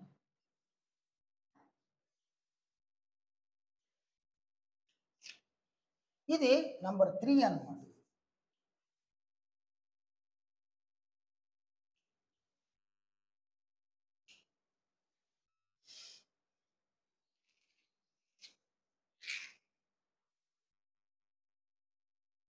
కాబట్టి ప్రభువు అపోస్తలులకు సెలవిచ్చింది, ఏమని సెలవిచ్చినాడు ఆయన? మీరు యెరూషలేములోను, యూదయలోను, రాష్ట్ర వ్యాప్తంగాను, అంటే ముఖ్య పట్టణం యెరూషలేములోను, ఆ తర్వాత రాష్ట్ర వ్యాప్తంగా, యూదయ రాష్ట్ర వ్యాప్తంగా, ఆ తర్వాత సమరయలు, ఆ తర్వాత ఏం కావాలి?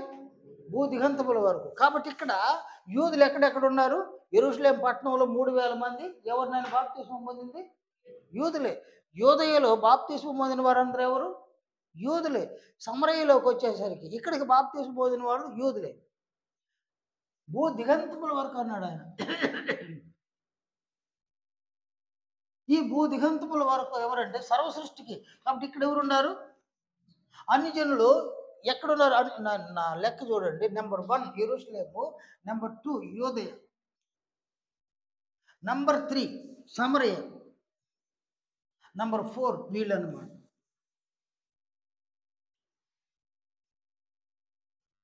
కాబట్టి అన్ని జనులకు వెళ్ళేసరికి అది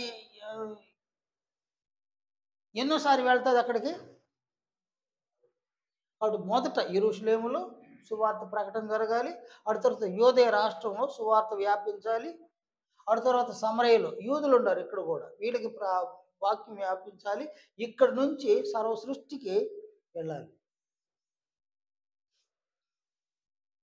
కాబట్టి ఇక్కడ ఉన్న వాళ్ళు యూదులే. యూదయలో ఉన్నవాళ్ళు యూదులే, సమరయలో ఉన్నవాళ్ళు కూడా యూదులే. ఈ అన్ని జనులు కూడా ఉంటారు. అది స్టెప్ 4 అన్నమాట. స్టెప్ 4 అన్నమాట. ఇక్కడ సమరయలో అన్ని జనులు కూడా ఉన్నారు. సేమ్ టైం ఇక్కడ కూడా అన్ని జనులు ఉన్నారు. ఈ రాష్ట్రంలో కూడా ఉంటారు అన్ని జనులు.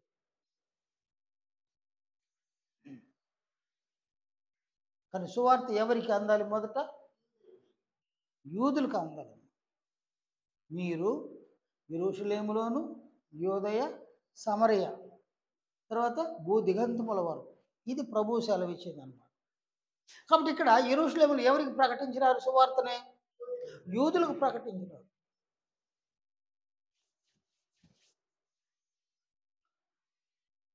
కాబట్టి ఇక్కడ యూదులకి ఎవరు తెలుసు, ఎవరు తెలియదు? యూదులకు తండ్రి అయిన దేవుడు అంటే తెలుసు నాయన. యూదులకు తండ్రి అయిన దేవుడు అంటే వాళ్ళకు తెలుసు.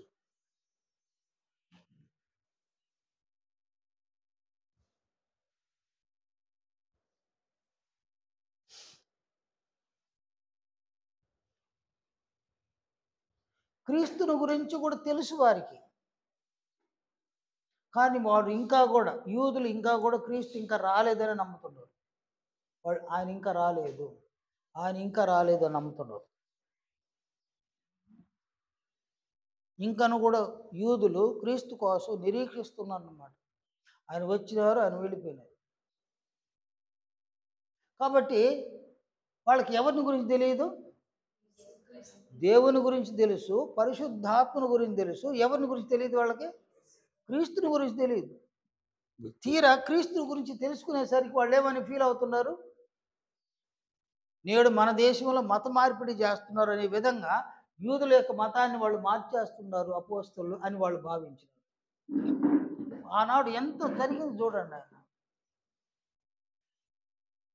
అపోస్తలుడైన పౌలు సౌలుగా ఉన్నప్పుడు క్రైస్తవులను బహుగా హింసించినాడు.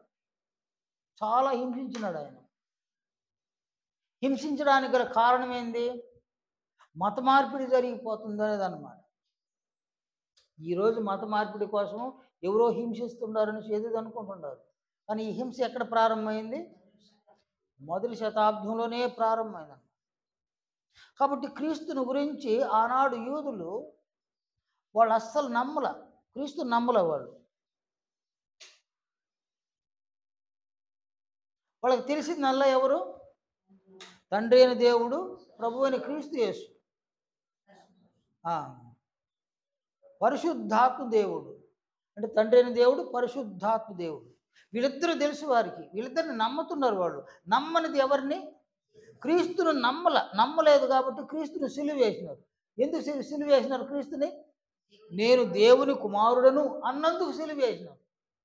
ఆయన నమ్మల, అంటే దేవుడుగాను నమ్మలేదు, దేవుని కుమారుడుగాను నమ్మలేదు. ఆయన పాపుల యొక్క పాపములను రక్షించడం కోసం వచ్చినాడు నమ్మల. ఏ కోణంలోనూ యేసు ప్రభువుని నమ్మల. అందువలన అపోస్తలులు ఎవరిని లింక్ చేసినారాడా? క్రీస్తు నామమును లింక్ చేసినారన్నమాట. ఆనాడు మొదటి శతాబ్దంలో వీరు సువార్తను ప్రకటించేసరికి ఎంత పెద్ద గొడవలు జరిగినారు చూడండి.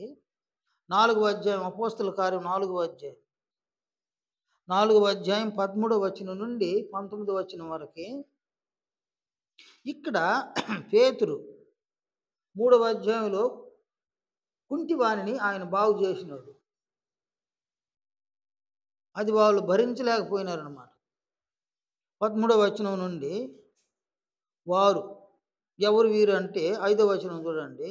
అధికారులను, పెద్దలను, శాస్త్రులను.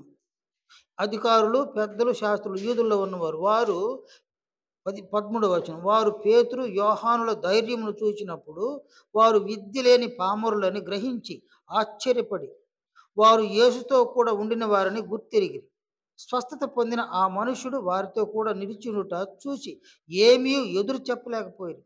అప్పుడు సభ వెలుపలికి పొండని వారికి ఆజ్ఞాపించి తమలో తాము ఆలోచన చేసి, అంటే సభ వెలుపలికి పొండని ఎవరికి చెప్పినారు? శిష్యులకు చెప్పారు. వాళ్ళని బయట పంపించేసి వీళ్ళు కూర్చొని ఆలోచన చేసినారనమాట. 16వ వచనంలో, ఈ మనుషులను మనమేమి చేయుదుము? వారి చేత ప్రసిద్ధమైన సూచక్రియ చేయబడి ఉన్నదని యెరూషలేములో కాపురమున్న వారికి అందరికీ స్పష్టమే. అది జరుగులేదని చెప్పజాలము. అయినను ఇది ప్రజలలో ఇంక వ్యాపింపకుండుటకై ఇక మీదట ఈ నామమును బట్టి ఏ మనుషునితోనైనను మాట్లాడకూడదని మనము వారిని బెదిరి పెట్టవలనని చెప్పుకునేది. ఏమనుకున్నారు వాళ్ళు? ఈ మనుషుని గురించి ఎవరితో మాట్లాడకూడదు. ఏ మనుషుని గురించి? చూడు, ఆయన అంగీకరించలేవాడు. కానీ రక్షణ ఎవరి నామంలో ఉంది? ఆయన నామంలోనే రక్షణ ఉంది. ఎవరి నామంలో రక్షణ ఉందో ఆయనను వారు అంగీకరించలేరు. నెక్స్ట్ చూడండి, ఈ లేఖనంలో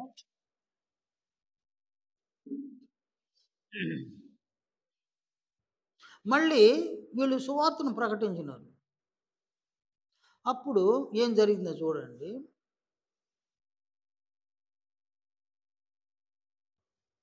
5వ అధ్యాయంలో నేను చదువుతాను, చూస్తారండి అన్నాడు.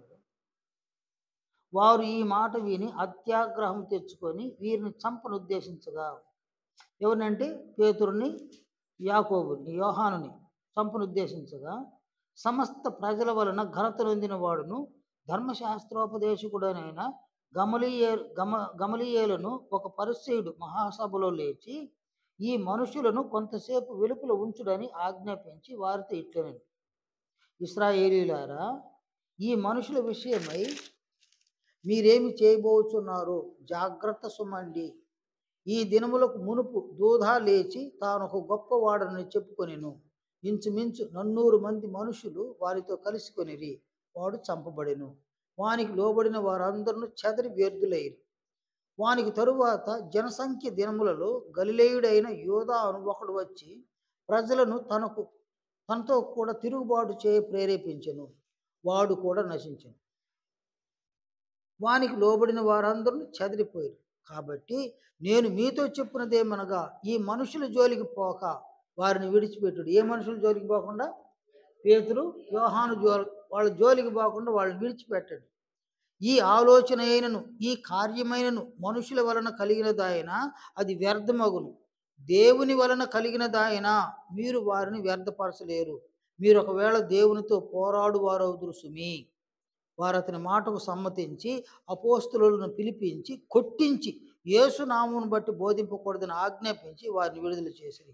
మొదటి శతాబ్దంలో యేసును ఎంత వ్యతిరేకించినారంటే ఆయన సువార్తను ప్రకటించినటువంటి వారిని బెదిరించినారు, భయపెట్టినారు కదా, వాళ్ళని కొట్టినారు, హింసించినారు అన్నమాట.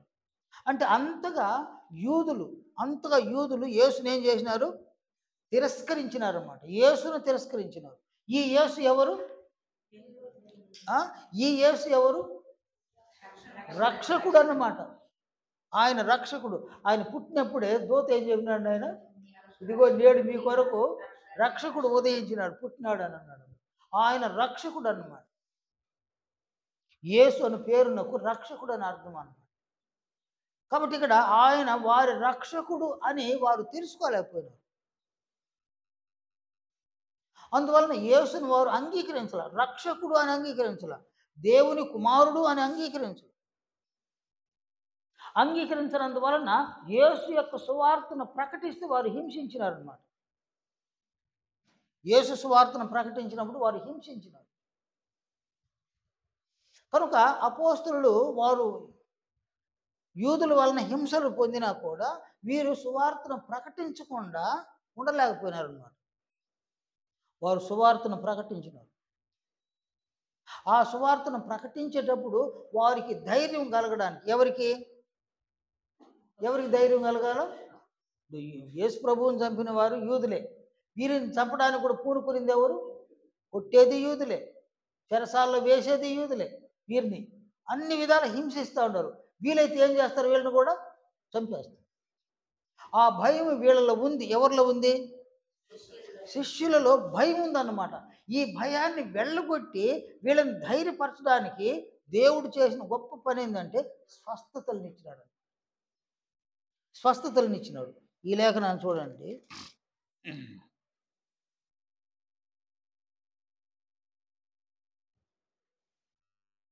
ఈ లేఖనాన్ని చూడండి, 4వ అధ్యాయం.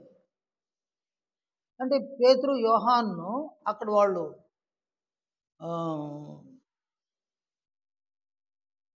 బెదిరించి పంపించిన తర్వాత 4వ అధ్యాయం 27వ వచనం నుండి 31వ వచనం వరకు ఏం జరిగింది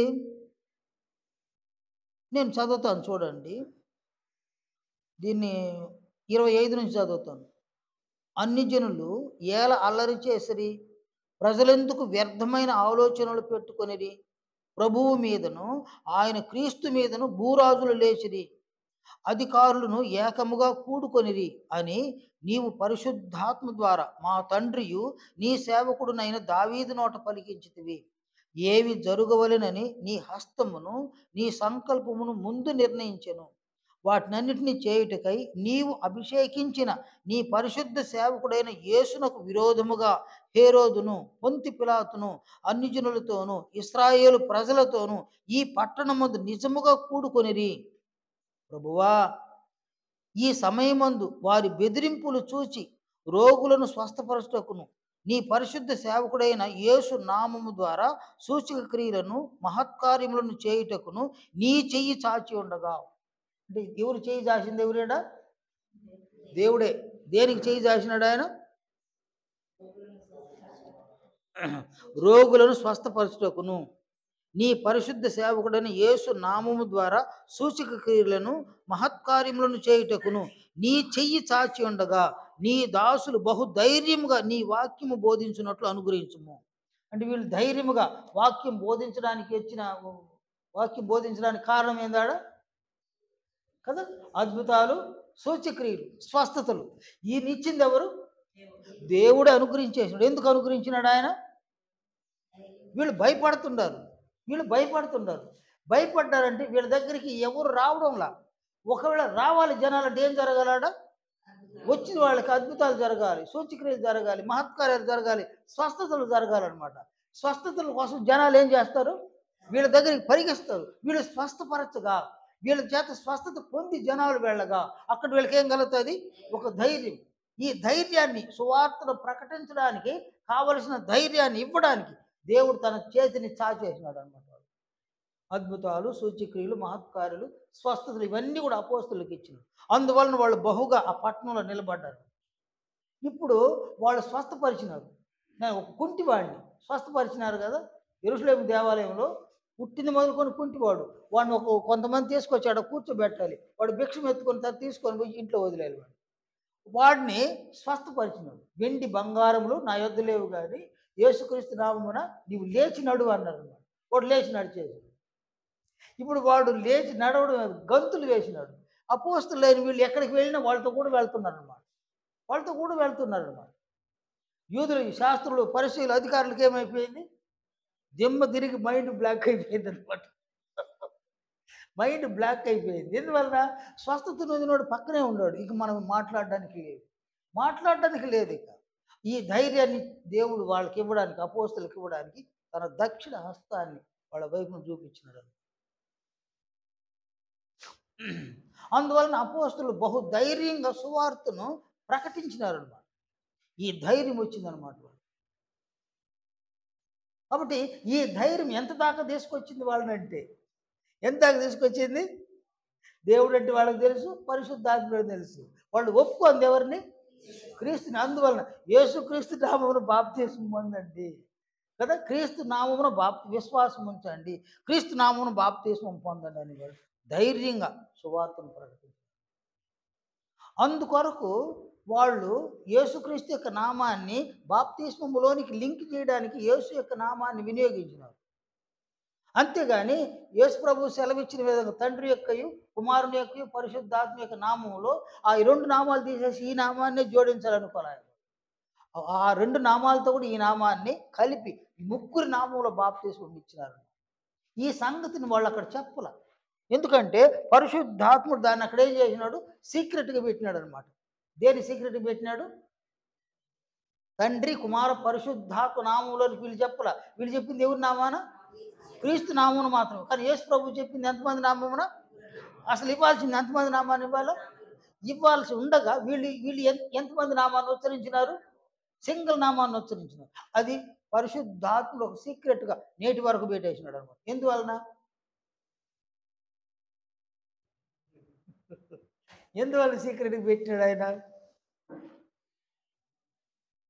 నమ్మేవాడు నమ్మని, నమ్మనోడు పోని. అదన్నీ మాట్లాడాలి. నమ్మేవాడు నమ్మని, నమ్మని వాడు పోని.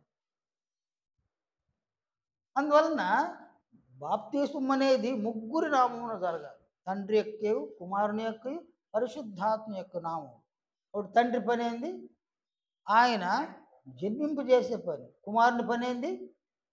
ఆయన రక్షించే పని. పరిశుద్ధాత్మ పని ఏంది? పాపములను కడిగి శుద్ధీకరించే పని. 3 పని అన్నమాట. 3 పనిలో 2 తీసేసి ఒక్కరి పని పెడతాడా కదా? ఒక్కరి పని పెడతాడు. ఆయన ఏం చేస్తాడు? రక్షిస్తాడు. ఆయన పాప క్షమాపణ లేదు, క్రొత్త జన్మ లేదు. వారు పుట్టినట్టు దేవునికి జన్మించినట్ట కానే కాదు. బాప్తిస్మం సక్సెస్ అయినట్ట కానే కాదు. అందువలన అనేక మంది మీకు ఎదురుపడవచ్చు. ఒకే నామంలోనే బాప్తిస్మం ఇవ్వాలి అనేటువంటి వారు చాలా మంది తారసపడవచ్చు అనమాట. ఏమి బెదరబాకండి, ఏం వారికి జంకబాకండి. ఈ సీక్రెట్ అంతా కూడా మీకు తెలిసి ఉండాలన్నమాట. మనకి ఇక్కడ తండ్రి, కుమార, పరిశుద్ధాత్మ యొక్క నామంలోనికి బాప్తిస్మం ఇవ్వాలి.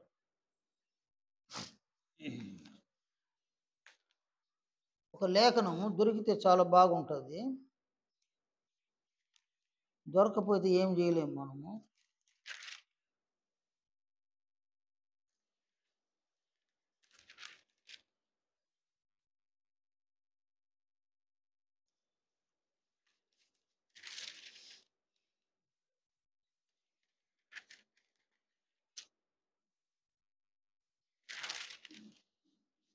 ఈ లేఖనాన్ని చూడండి.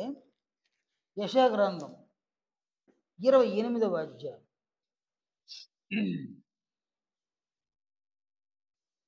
28వ అధ్యాయంలో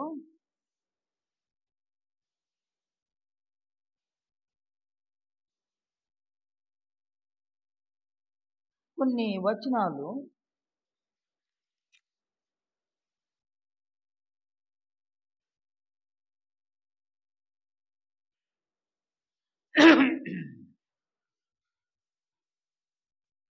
ఇరవై 27వ అధ్యాయము యెషయా గ్రంథము 9వ వచనం నుండి వాడు ఎవరికి విద్య నేర్పును, ఎవరికి వర్తమానము తెలియజేయును? తల్లి పాలు విడిచిన వారికా, చన్ను విడిచిన వారికా? 10వ వచనం నాయన. ఆజ్ఞ వెంబడి ఆజ్ఞ, ఆజ్ఞ వెంబడి ఆజ్ఞ, సూత్రము వెంబడి సూత్రము, సూత్రము వెంబడి సూత్రము, కొంత ఇచట కొంత అచట చెప్పుచున్నాడని వారు అనుకొందురు.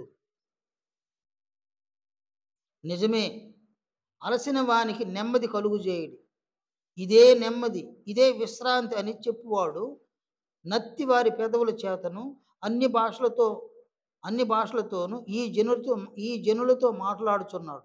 అయినను వారు విననొల్లరైరి. కావున వారు వెళ్ళి వెనుకకు మొగ్గి విరుగుబడి చిక్కుబడి పట్టబడినట్లు. ఏమన్నాడు ఆయన? వారు వెళ్ళి వెనుకకు మొగ్గి విరుగుబడి చిక్కుబడి పట్టబడినట్లు.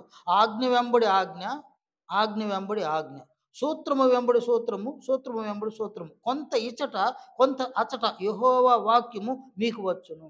ఏమంటాడు ఆయన? గ్రంథకర్త ఏమంటాడు? ప్రవక్త ఏమంటాడు? ఆజ్ఞ వెంబడి ఆజ్ఞ, ఆజ్ఞ వెంబడి ఆజ్ఞ, ఆజ్ఞ వెంబడి ఆజ్ఞ, ఆజ్ఞ వెంబడి ఆజ్ఞ, సూత్రము వెంబడి సూత్రము, సూత్రము వెంబడి సూత్రము, కొంత ఇచ్చట కొంత అచ్చట యెహోవా వాక్యము మీకు వచ్చు. అంటే యెహోవా వాక్యము సంపూర్ణంగా తెలుసుకోవాలంటే ఏం చేయలేడా? కొంత ఇచ్చట ఉంది, కొంత అచ్చట ఉంది, దీన్ని ఏం చేసుకోవాలా? అటు జోడి అటు కలుపుకోవాలండి. ఏం చేయాలి నేను? ఇక్కడ కొంచెం ఉంది, కొంచెమే ఉంది, మిగతా సగం ఎక్కడుంది? వేరే దగ్గర పెట్టేసినాడు దేవుడు. ఇంట్రెస్ట్ ఉంటే వెతుకు అంటాడు ఆయన. ఇంట్రెస్ట్ ఉంటే వెతుకో, ఇంట్రెస్ట్ లేకపోతే ఒకదాన్ని పట్టుకు అంటాడు ఆయన. ఒకదాన్ని పట్టుకుంటే వాడు నాశనం అయిపోతాడు. వెనుకకు మొగ్గి ఏమంటాడు ఆడ? విరగబడి చిక్కుబడి. వెనుకకు మొగ్గి అంటే ఏంది నాయన? వెనక పడడం అన్నమాట. విరగబడి చిక్కుబడి నాశనం అయిపోతాడు. ఎందువలన? ఒకే దాన్ని పట్టుకుంటాడు వాడు. కానీ యెహోవా వాక్యం ఎక్కడిచ్చినాడు ఆయన? ఆజ్ఞ వెంబడి ఆజ్ఞ ఇచ్చినాడు, ఆజ్ఞ వెంబడి ఆజ్ఞ ఇచ్చినాడు, సూత్రము వెంబడి సూత్రం ఇచ్చినాడు, సూత్రం వెంబడి సూత్రం, కొంత ఇచ్చట కొంత అచ్చట. అంటే గ్రంథంలో ఆయన సంపూర్ణమైనటువంటి సంగతిని ఎక్కడ పెట్టినాడు? ఒక దగ్గర కొంత, మరొక దగ్గర కొంత పెట్టేసినాడు. ఒక దగ్గర కొంచెం పెట్టినాడు, ఇంకో దగ్గర కొంచెం పెట్టేసినాడు. వెతుక్కుని వాడు ఏం చేయాలా? అపోస్తలులు చూడండి ఆయన, వాళ్ళు ఏం చేసినారు? కొరింథీ పత్రిక 1వ అధ్యాయం 2వ అధ్యాయం, కొరింథీ మొదటి పత్రిక 2వ అధ్యాయంలో, మొదటి అధ్యాయం 2వ అధ్యాయం, 2వ అధ్యాయము 10వ వచనం నుండి కూడా 13వ వచనం వరకు, మనకైతే దేవుడు వాటిని అనక తన ఆత్మ వలన బయలుపరిచి ఉన్నాడు. ఆ ఆత్మ అన్నిటినీ, దేవుని మర్మములను కూడా పరిశోధించుచున్నాడు. ఒక మనుషుని సంగతులు అతనిలోనున్న మనుష్యాత్మకే గాని మనుషులలో మరి ఎవనికి తెలియను? అలాగే దేవుని సంగతులు దేవుని ఆత్మకే గాని మరి ఎవనికి తెలియవు. దేవుని వలన మనకు దయచేయబడిన వాటిని తెలుసుకొనుటకై మనము లౌకిక ఆత్మను కాక దేవుని యొద్ద నుండి వచ్చు ఆత్మను పొంది ఉన్నాము. 13వ వచనం, మనుష్య జ్ఞానము నేర్పు మాటలతో కాక ఆత్మ సంబంధమైన సంగతులతో సరిచూచుతూ. ఏమంటాడు ఇక్కడ? ఆత్మ సంబంధమైన సంగతులు. చూడండి ఆయన, మళ్ళీ చూడండి, నన్ను చూడండి. ఆత్మ సంబంధమైన సంగతులతో అంటే ఎన్ని సంగతులు ఉన్నాయి ఇక్కడ? ఆత్మ సంబంధమైన సంగతులతో సరిచూచుచు. బేరీజు వేసుకుంటాం మేము, సరిచూస్తూ ఆత్మ నేర్పు మాటలతోనే ఈ సంగతులు బోధిస్తున్నాము. కాబట్టి అపోస్తలులు ఏం చేసినారు? కొంత అచ్చట కొంత ఇచ్చట దేవుని వాక్యం వచ్చింది, దాన్ని తీసుకుంటాము, దీన్ని తీసుకుంటాము, మొత్తం అట్లా కమెంట్ చేసి మేము బోధించారు. యూదులు ఏం చేసినారు? ఒకదాన్ని పట్టుకున్నారు, ఒకదాన్ని వదిలేసినారు కదా నాయన. ఆ వదిలేయడం వల్ల ఏం జరిగింది? వాళ్ళకి యేసు ప్రభువుని నమ్మలవాడు. అదన్నీ వాళ్ళు జరిగింది అన్నమాట. యేసు ప్రభువుని నమ్మల. కాబట్టి లేఖనాన్ని చూడండి. లేఖనానికి వస్తే ఇక్కడ చెప్పబడినటువంటి మాటలు యెషయా గ్రంథము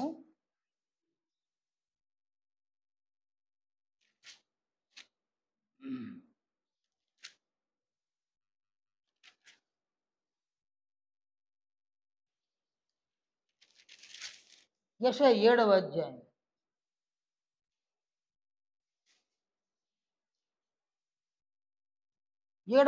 14వ వచనం చూడండి. ప్రవక్త ఇలా ప్రవచించినాడు, కాబట్టి ప్రభువు తానే ఒక సూచన మీకు చూపును, ఆలకించుడి. కన్యక గర్భవతి అయి కుమారుని కని అతనికి ఇమ్మానుయేలును పేరు పెట్టును. ప్రవక్త ఏం చెప్పినాడు ఆయన? కన్యక గర్భవతి అయి కుమారుని కని అతనికి ఇమ్మానుయేలును పేరు పెట్టును. అది నెరవేరిందా లేదా?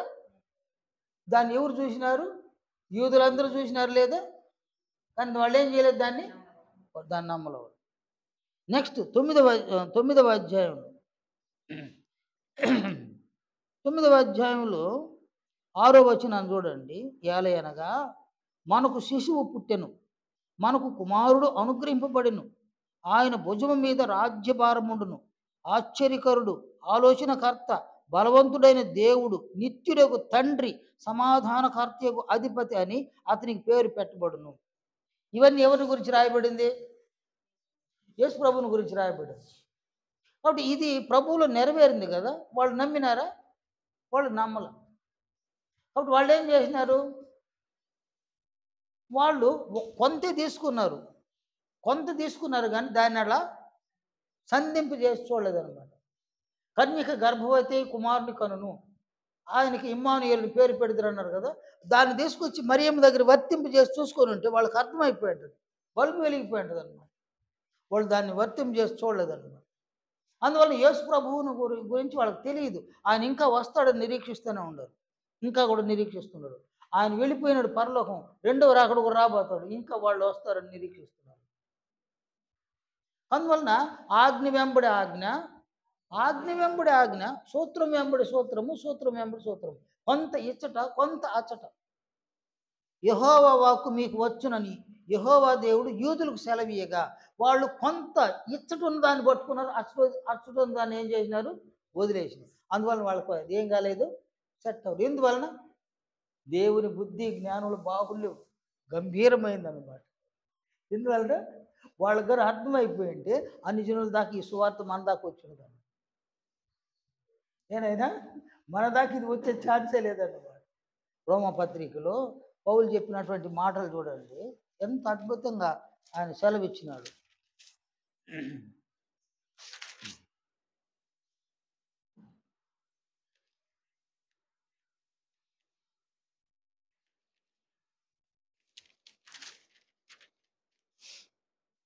11వ అధ్యాయం 28వ వచనం చూడండి. సువార్త విషయమైతే వారు మిమ్మును బట్టి శత్రువులు. ఎవరికి శత్రువులు? దేవునికి శత్రువులు. సువార్త విషయమైతే యూదులు మిమ్మును బట్టి, అంటే అనుజనులు బట్టి దేవునికి శత్రువులు. ఏర్పాటు విషయమైతే పితరులను బట్టి ప్రియులై ఉన్నారు. ఏలయనగా దేవుడు తన కృపావరముల విషయంలోను పిలుపు విషయంలోను పశ్చాత్తాపడడు. మీరు గత కాలమందు దేవునికి అవిధేయులై ఉండి ఇప్పుడు వారి అవిధేయతను బట్టి కరుణింపబడుతుంది. అటువలే మీ ఎడల చూపబడిన కరుణను బట్టి వారును ఇప్పుడు కరుణ పొందు నిమిత్తం ఇప్పుడు వారు అవిధేయులై ఉన్నారు. అందరి ఎడల కరుణ చూపవలనని దేవుడు అందరినీ దేంట్లో బంధించేసినాడు? అవిధేయతా స్థితిలో మూసివేసి బంధించింది. అప్పుడు వాళ్ళని బంధించింది ఎవరు? క్రీస్తును తెలుసుకోనివ్వకుండా వాళ్ళని బంధించేసింది ఎవరు? దేవుడే. ఎందువలన? అనుజనుల దాకా క్రీస్తు రావాలన్నమాట, మనం రక్షింపబడాలి. అనుజనులు దేవుని బాహుళ్యం అన్నమాట. అందువలన 33వ వచనంలో అంటాడు, ఆహా దేవుని బుద్ధి జ్ఞానముల బాహుళ్యం ఎంతో గంభీరము, ఆయన తీర్పులు శోధింపును ఎంతో అసఖ్యములు, ఆయన మార్గములు ఎంతో అగమ్యములు అని అంటున్నాడు. కనుక ఇక్కడ యేసు ప్రభువేమో ముగ్గురు నామమున బాప్తిస్మము అన్నాడు.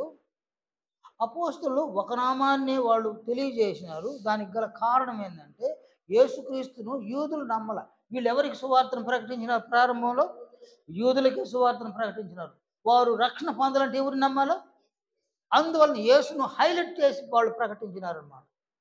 దేవుడు అంటే వాళ్ళకి తెలుసు, పరిశుద్ధాత్మను తెలుసు, యేసును వాళ్ళు అంగీకరించడం వాళ్ళు. కానీ వాళ్ళ ఆత్మలో రక్షణ పొందాలంటే యేసును హైలైట్ చేసి వాళ్ళు ప్రకటించినారు సువార్త.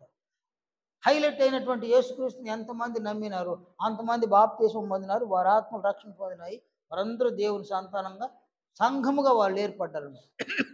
సంఘములో దేవుని కుమారుని యొక్క మహిమను పొందడానికి వారందరూ ప్రయాసపడ్డారు. వాళ్ళ ప్రయాస ఫలితము నేడు ఈ గ్రంథం ద్వారా మన దాకా సువార్త ప్రవేశించింది. అందువలన సువార్తికుడు తండ్రి, కుమార, పరిశుద్ధాత్మ నామములోనికి బాప్తిస్మం ఇవ్వాలి. మీకు అనేక మంది మిమ్మల్ని ఆటంకపరిచి వాళ్ళు ఏర్పడవచ్చు అన్నమాట. ఒక నామాన్ని బాప్తిస్మం ఇవ్వాలి అనేటి వాళ్ళు నా దగ్గరకు వచ్చిన మీ దగ్గర కూడా వస్తారు. అందువల్ల మీరు బహు జాగ్రత్త కలిగి, బహు మెలకువ కలిగి ఈ సువార్త ప్రకటనలు మీ జీవితాలను మీరు కొనసాగించవలసినటువంటి బాధ్యత ఉంది. ఆయన 10 టైము ఇక్కడికి ఆపుదాము. నెక్స్ట్ మళ్ళీ మనం కలుసుకున్నప్పుడు చివరి మాటలు కొన్ని ఇంకా ఇంకొక 2 సబ్జెక్టులు చెప్పుకోవాలి మనము. చెప్పుకుంటే ఇక్కడికి సువార్తికుల యొక్క తరగతి ఇక్కడికి ఆగుతుంది. దీనికి తరువాత ఆల్రెడీ మీరు బాప్తిస్మం పొందిన బిడ్డలు కాబట్టి దీనికి తరువాత నేర్చుకోవలసిన అత్యంత ముఖ్యమైనది అపోస్తలుల సిద్ధాంతం అన్నమాట. అది దాన్ని నేర్చుకోవాలి. కానీ నేను అందరూ నిలువబడితే ప్రార్థన చేసుకున్నాను.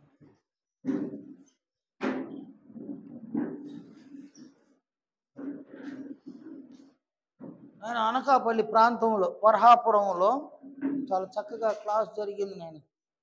మీరందరూ కూడా వీడియోలు చూసి ఉంటారు. చాలా చక్కగా క్లాస్ జరిగింది.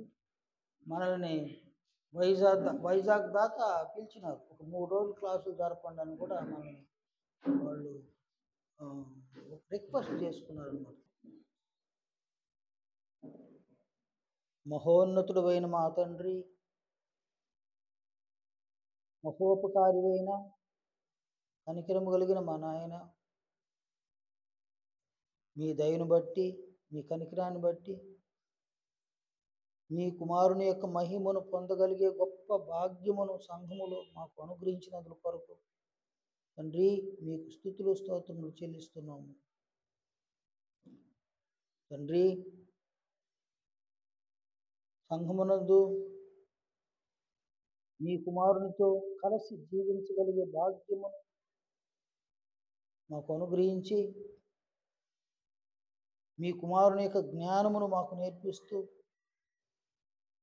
మాలో ప్రతి ఒక్కరమును మీ కుమారుని యొక్క మనస్సును మేము కలిగి మీ కుమారుని యొక్క అడుగు జాడలలో మేము నడుచుకొని మీ కుమారుని యొక్క మహిమను పొందుటను, మీ కుమారులో ఉన్నటువంటి జీవాన్ని మా ఆత్మలకు ఆయన అనుగ్రహించగా మేము పొందుటకు సజీవమైనటువంటి ఆత్మలుగా మేము ప్రభువుతో కొనసాగి నిత్య జీవాన్ని పొందే విధంగా కావలసిన అర్హతలను, ప్రభువు యొక్క గుణలక్షణ స్వభావాలను సంపాదించుకోవడం వలన మీరు మమ్మల్ని కనికరించినందుకు కొరకు కృతజ్ఞతాస్తుతులు చెల్లిస్తున్నాం. మమ్మల్ని ప్రోత్సహిస్తూ ఉన్నందుకు కొరకు కృతజ్ఞతాస్తుతులు చెల్లిస్తున్నాం. మా తండ్రి, సంఘమునందు మీ బిడ్డలమైన మేము మీకు నమ్మకస్తులుగా ఉండడానికి, ప్రభువుకు మేము నమ్మకస్తులుగా ఉండడానికి కనికరించండి. సమయంలోను అసమయంలోను మేము ప్రభువుకు ఇష్టలుగా కొనసాగడానికి, ప్రభువు యొక్క ఆజ్ఞలను మా జీవనానికి, మా జీవితానికి అన్వయించుకొని మేము జీవించలాగున కృప చూపించమని ప్రార్థిస్తున్నాం తండ్రి. అనేక లోపములను మేము కలిగి ఉన్నాం నాయన. అనేక బలహీనతలు మమ్మల్ని ఆవరించి ఉన్నాయి తండ్రి. లోపములను మీ కుమారుని యొక్క ఆజ్ఞల ద్వారా సవరించండి తండ్రి. తండ్రి, మా బలహీనతలను మీ కుమారుని యొక్క వాక్యం ద్వారా తొలగించమని ప్రాధేయపడుతున్నాం తండ్రి. మా నాయన, మీకు మహిమను, కీర్తిని, ఘనతను కలుగు చేసే మీ బిడ్డలుగా మేము ఉండడానికి మా మాటల యందు, మా ప్రవర్తన యందు, మా జీవితం యందు, మా దినచర్య ప్రభువుకు మహిమ కలిగే విధముగా మేము నడుచుకోవడానికి అనుకరించమని ప్రార్థిస్తున్నాం. మా మట్టుకు మేము తండ్రి మీకు ఘనతను, గౌరవాన్ని సమకూర్చే విధముగా మా జీవితాలను సంఘమునందు మలుచుకొని అనేక సత్క్రియలు మేము చేయడానికి, సువార్తను ప్రకటించడానికి మరింతగా ప్రయాసపడే విధంగా సహాయాన్ని అనుగ్రహించమని ప్రార్థిస్తున్నాం తండ్రి. అనకాపల్లి ప్రాంతంలో, వరహాపురములో మీ పిల్లలమైన మా ద్వారా మీరు జరిగించిన మీ పనిని బట్టి కృతజ్ఞతాస్తుతులు చెల్లిస్తున్నాం. కొంతమందినైనా అక్కడ ఆలోచింపజేయడానికి మీరు మీ పిల్లలైన మమ్మల్ని మీరు వాడుకున్నందుకు కొరకు కృతజ్ఞతలు చెల్లిస్తున్నాం. సంఘముగా ఈ గొప్ప కార్యక్రమాన్ని చేయడానికి ఏ బిడ్డ తమ సమయాన్ని, బలాన్ని, ధనాన్ని ఖర్చు పెట్టినారో ప్రతి బిడ్డను కనికరించమని, సంఘాన్ని కనికరించమని వేడుకుంటున్నాం. మా ఆత్మకు, మా మహిమలో ఉన్న లోపాలను సరిదిద్దమని కూడా వేడుకుంటూ ఉన్నాం. మా తండ్రి, ప్రభువు మీద ఉన్న ప్రేమతో ప్రభువు యొక్క కార్యములను నమ్మకముగా మేము చేయలాగున సంఘములో ఉన్న ప్రతి కుటుంబానికి, ప్రతి బిడ్డకు సామర్థ్యంతో పాటు నమ్మకమును కూడా అనుగ్రహించమని వేడుకుంటూ ఉన్నాం. మనల్ని మన్నించమని ప్రార్థిస్తూ ఉన్నాం. మీ చిత్తమైతే మరొకసారి ఆ ప్రాంతానికి వెళ్ళడానికి సంఘానికి సామర్థ్యమును అనుగ్రహించమని కూడా ప్రార్థిస్తూ ఉన్నాం. ప్రతి బిడ్డను కనికరించండి ఆయన. ఈ తరగతి అనంతరం వారి వారి కుటుంబాలకు బిడ్డలు ప్రయాణించడానికి సిద్ధంగా ఉండగా క్షేమకరమైన ప్రయాణమును ప్రతి బిడ్డకు అనుగ్రహించి నడిపించుదురండి. తిరిగి మీ సముఖంలోనికి మేము చేరి వచ్చేంత వరకు చొప్పున మమ్మల్ని కనికరించుదురండి. మీ దీవెనలను మాతో ఉంచుదురండి. ప్రభు అయిన క్రీస్తు యేసు పరిశుద్ధ నామమున ప్రార్థిస్తున్నాము తండ్రి. ఆమేన్. అందరికీ వందనాలు నాయనా.